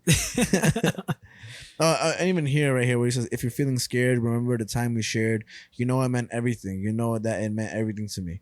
Like again, that goes back to the whole like simplistic romantic side of things, you know, because like I mean at the end of the day you can capture whatever you want to say or hear in a very eloquent and beautifully romanticized manner, but the simplest things are always going to be the most forward and like real life things to say. And when he says you know that it meant everything to me, like you don't just say that about anything. You know, like, that's very, very special to a person. So I think that's dope, and I really like lyrics like that. Yeah, just fucking dope song. Yeah, it's my favorite. Nice. But we get to emo. Badass drums to begin. Oh yeah, badass drums to kick it off. I think emo is probably my least favorite on the album. Got you. I like some of the lyrics there. I do like when they say she's better off sleeping on the floor. I don't like that they say because she fell right off the bed. You know, I like at the end when they repeat it and they interchange. But I like imagine like because here I'm pretty sure they're talking about like somebody who's with somebody who doesn't appreciate them, in my opinion. Because it says like you'll never listen to anything. No, it says I don't know. What I would put down is that it's okay to just want more, and why leave when you claim it is love, but why stay when you're not the only one? She proves she's strong. Be brave, be strong. And then you say she's better off sleeping on the floor. So like imagine like being in a relationship with somebody, you guys both in bed, and like the lyrics to be like she's better off sleeping on the floor. Like that's kind of crazy. But when they wrote she fell off, I was like, wait, what? I was like, quite literally, like she fell off the bed. So I didn't kind of understand the song. Yeah, I don't know. This song has always been my least favorite in the album. I don't have much to say on it, to be honest. Okay. I mean, you bring in that sort of perspective of like, I guess a failing relationship. I mean, you do have lines of, "Now I don't care, he's such a dick, treats you like you're a stupid whore, and it seems like things will never change. You go on, every cloud is in your way. And I know you feel empty all the time. You'll never listen to anything that I say." Like somebody like, and for me, one thing I didn't write here, but I always say like people that are in relationships or in love, they are the worst people to give advice to. because they will reject that advice all the time. I think so. Like they will always find a way to not convince themselves of what the truth is. You know? Yeah. I mean, you got anything else to say about emo? Nah. That's a Josie. Number 11. This is a sweet song too. Showed you the music video to this song. Yeah. Really funny. I love that music video. Yeah, man. But Josie, such a great song. Yeah, man. It's probably their most second top song from this album. Okay. Before Damn It. But there are just some great lines in this. Yeah, and man. It's sung not completely by Mark. You have Tom come in the chorus a bit.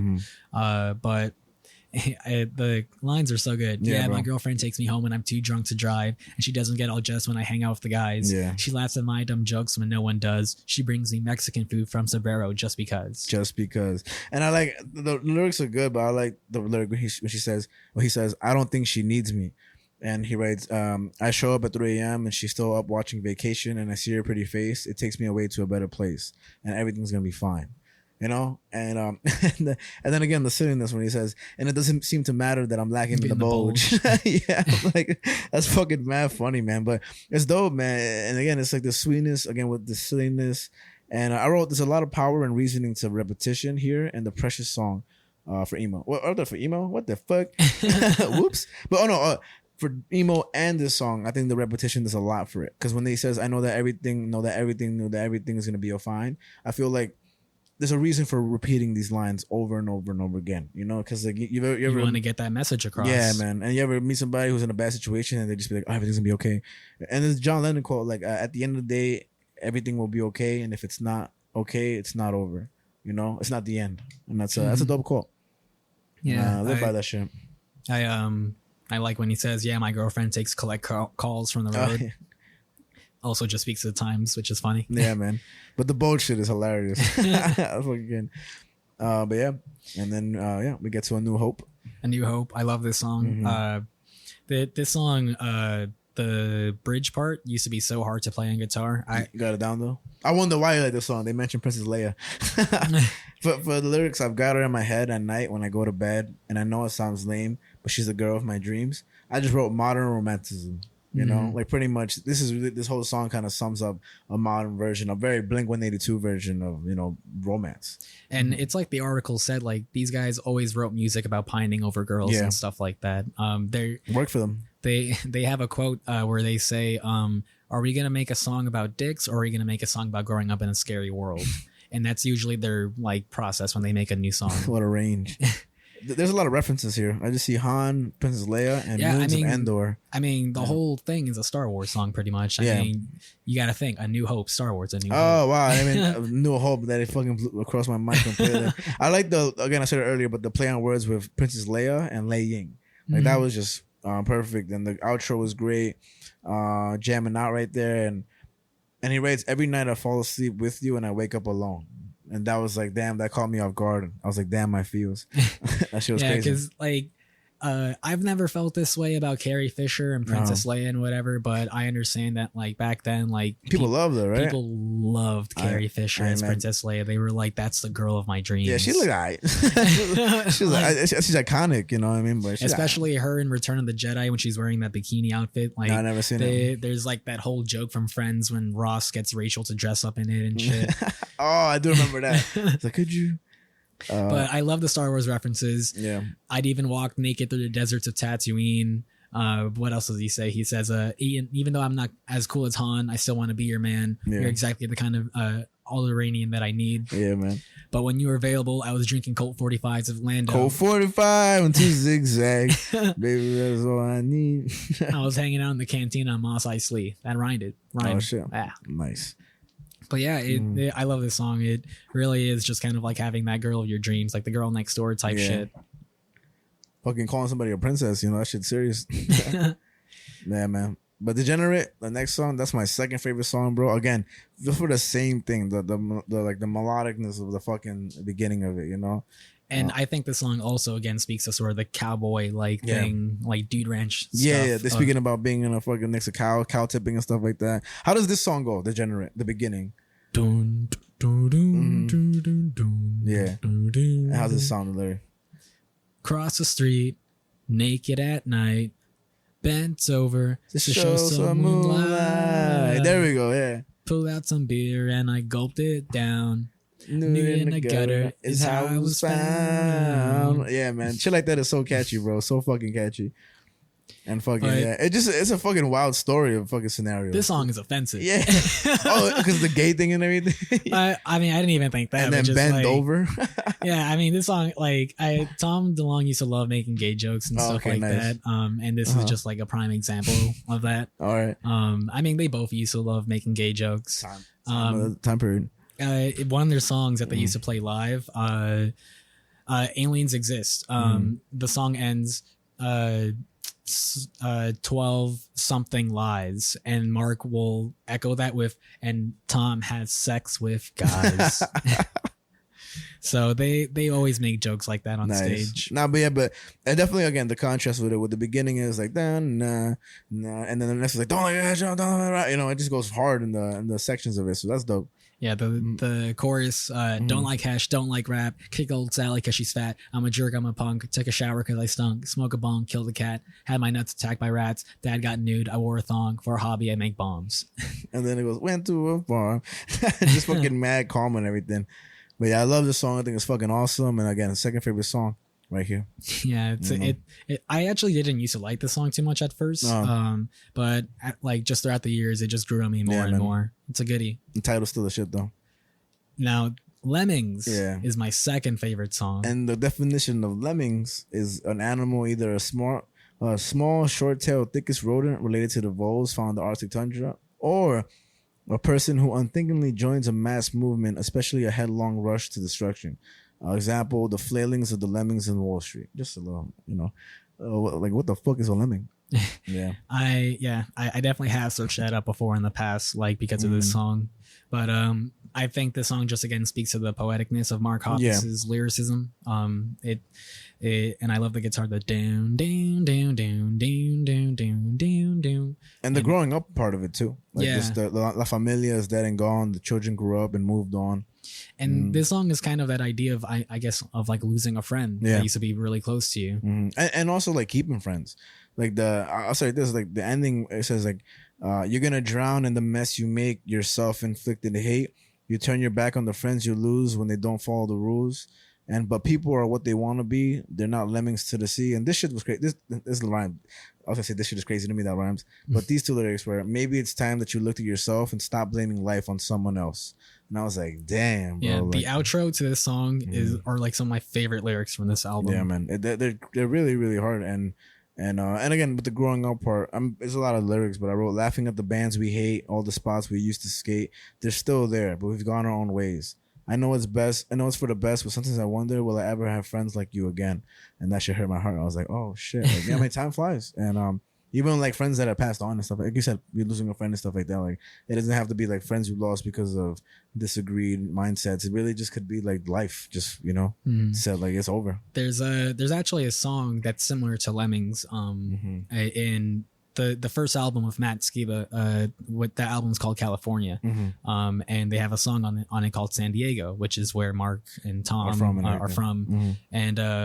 And that song deals a lot of like losing the people from San Diego. Oh, sure. And I actually watched an interview where they were talking about that song, and that apparently that song was really contended to be in the album. Like, like Matt Skiba really wanted it to be in the album, but there was a lot of like back and forth of like if they should put in the album. And the whole time Matt Skiba's saying this, Mark is just like silent. Oh, just really? Just like letting Matt talk, and it's kind of like, I really think it's like Mark didn't want that song in the album. I really think that song is just like too emotional for him or something like that, or just like I don't know. I just thought that was so interesting, and like losing friends and stuff like that. Yeah, and that's hard. That's hard to talk about, especially like a close one. Like, you know, that should just make me tough. And it's pretty much a sum of what I said, but in my notes I wrote, song seems just real and blunt about life, choices, and how to accept situations, especially those in regards to friends that you may have even pushed away or lost naturally. So yeah, that definitely came across for me when I was into the song, and it sucks. That shit must sucks. Yeah. And we get to the final track. I'm sorry. I'm sorry. I'm sorry. I'm sorry. Yeah, I love that part. It's so good. Yeah. But the lyrics aren't too crazy. They're very straightforward, which again speaks to Tom's directness and his lyricism. He's not very poetic, I guess. It also seemed like a perfect outro song. Like it seems like he's saying goodbye to the listeners too. Like that's what I hear. Like like when it's like, don't bide your time because it's almost over, and I know it hurts, but you're just getting older. Like just and the tone of it, because he speeds it up later on, but it really just sounds like it's like in kids shows where they're like, all right, we have to go now. That's pretty much what I felt with this. I didn't even think about that. It's pretty good. Yeah, I mean, some of the lyrics are pretty good in this. Just yesterday, it always seemed like such a dream. We're unstoppable, indestructible. Nothing happens to our machine. Yeah. And there's no harm, at least something we can see. As for you, not so true. You couldn't choose where his road would lead. Yeah, man. Pretty good. Yeah. All right, like that it's so hard. You got to get up on your feet because the only way I got to say is to move on through this week. Again, very simple. But just, I feel like, I don't know what the song is about, but to me, it's like, sounds like he's talking to the fans again. Like this is the fans' music, and again, like some people really rely on music. Like some people like this is again, it's hiddenly a really strong album in terms of lyricism and messages, and some of the songs and all that stuff. I saw the Stalking one, and like this 15 song album could be somebody's escape. Then they got to go back. Like I think about Mr. Miracle with the kid having not Mr. Miracle, Sandman with the kid having a dream. And then his dream is basically just his happiness place where he gets to help superheroes. And then and during the dream, he lets out a cage of gerbils and the Superman, Superwoman, not like the characters, but the heroes. They're like, oh no, you've let out the gerbils. And they start nibbling him in the dream. And then he wakes up to the basement being chewed on by a rat where he's kept down there, imprisoned by this, people that are just using him for the weekly like checks and everything. And that shit is sad, bro. Cause as a little kid, Sandman is crazy, bro. Sandman is fucking crazy. It is. Yeah, man. That shit gets wild. But I like that story a lot because it really speaks a lot to people who are in those scenarios, like just in all over the world, even in America. Yeah, bro. Yeah. I mean, I really like the bridge when Mark is just saying, I'm sorry. I'm sorry. Yeah, I'm sorry. Yeah, bro. And Tom comes in. This happened to you. Yeah, man. It's good. And, hell yeah. It's a really good outro to the song, and I was curious if you listened to this, if it was in because you have Google like music, I use YouTube Music, but it was the YouTube fade out music? with the amp, right? Like, was there a little thing at the end where Mark starts peeing? Oh fuck! I know I listened to the full through my first listen, but I don't think I paid enough attention. But maybe there wasn't. I could listen to it because I like it. This actually happened very recently, where on Spotify they added that back. They took it off? Yeah, it was like missing from the album like for a while, and I was like, what the fuck? It's so weird. They're probably like, it's so offensive to people who can't pee. All right, so I'm putting it right now. I don't want the mic to pick it up because of fucking copyright and shit. But I'm listening to it. Right now I'm hearing the beep, beep. We'll see. But any reason as to why I took it off or just because of that problem? Oh, they took it off. It's not wow, that's crazy. Yeah, fucking scumbags. I'm gonna show you because it's on Spotify. Nice. We can edit this out. And that's it. That's so silly. That's fucking funny. Dogs do eat shit, man. There was a YouTube video. I don't know if this was fake or not. These YouTubers used to do this. They used to say that a controversy happened with them and YouTube took their video down. And they would then put up another channel and they'd be like, go follow my other channel where I'm going to have raw video and, video that's going to go against YouTube's guidelines. But it was really just a scheme to just get more followers on a different channel. Like, here's my badass channel because I can't put badass stuff on this one. And they would follow both. And you profit. Yeah, I heard about that. But the reason he got kicked off is because he pissed into a toilet, fake pissed. Like he just put the camera downwards to a toilet and put a water bottle. And he was like, yeah, YouTube removed my video, man. And then I heard he was just fucking around with people. So I was like, you piece of shit. Yeah, I watched that a long time ago. I don't know why I remember that. Yeah, man. Yeah, that's a little skit. It's just him peeing. I wish they kept it in there, man. That sucks. That's funny. That's fucking mad funny. That's the kind of humor they made. That's like paint a picture with sound. That's awesome. And in their first album, they end it with a little skit too. I've said it before on the show as a reference, but the last song on their album is just about done with your butt. And they just about done with your butt. It happens. And there's like a little moment where they throw something and you just hear like a massive tumble, like yeah. And Mark goes, who threw the dick down the stairs? And it's just really funny. It's a good impression. But yeah, man, I'm Team Tom. I'm Team Tom Blink-182. That sucks that his voice is different now, but nah, I definitely pictured his live voice to his studio voice. Again, very different. I mean, very similar. I thought they're gonna be the same, but they're very different in person or like TV or whatever. But still a good ass album, man. Still a good ass album. I'm happy to listen to it, and happy I took time to sit down and listen to it the whole way through because it really is a good one, like a goodie. You know what I'm trying to say? And again, a little walk back into time if it was a punk rock. And like now when I listen, even like listening to Mom Jeans and Prince Daddy, like it just makes me appreciate that more because there's levels to these things and there's influence to be looked for because it's crucial.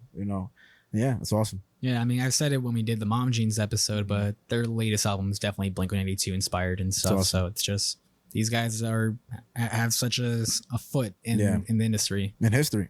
Yeah, that's awesome. That's crazy when you could do some shit like that, man. Yeah, man. I was really happy to finally show you this album. Finally show you some Blink-182. Get you cultured.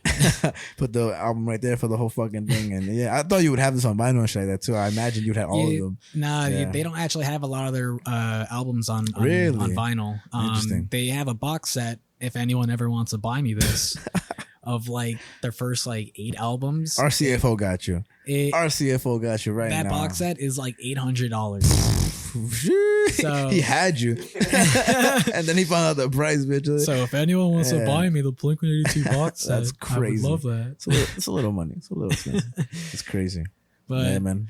I mean, before we let you guys go, we got the socials. We didn't talk about that when we opened that episode. Our CFO brought that up. Was like, our CFO slime. CFO slime. CFO slime. During the break, the bathroom break, they got a whole pep talk.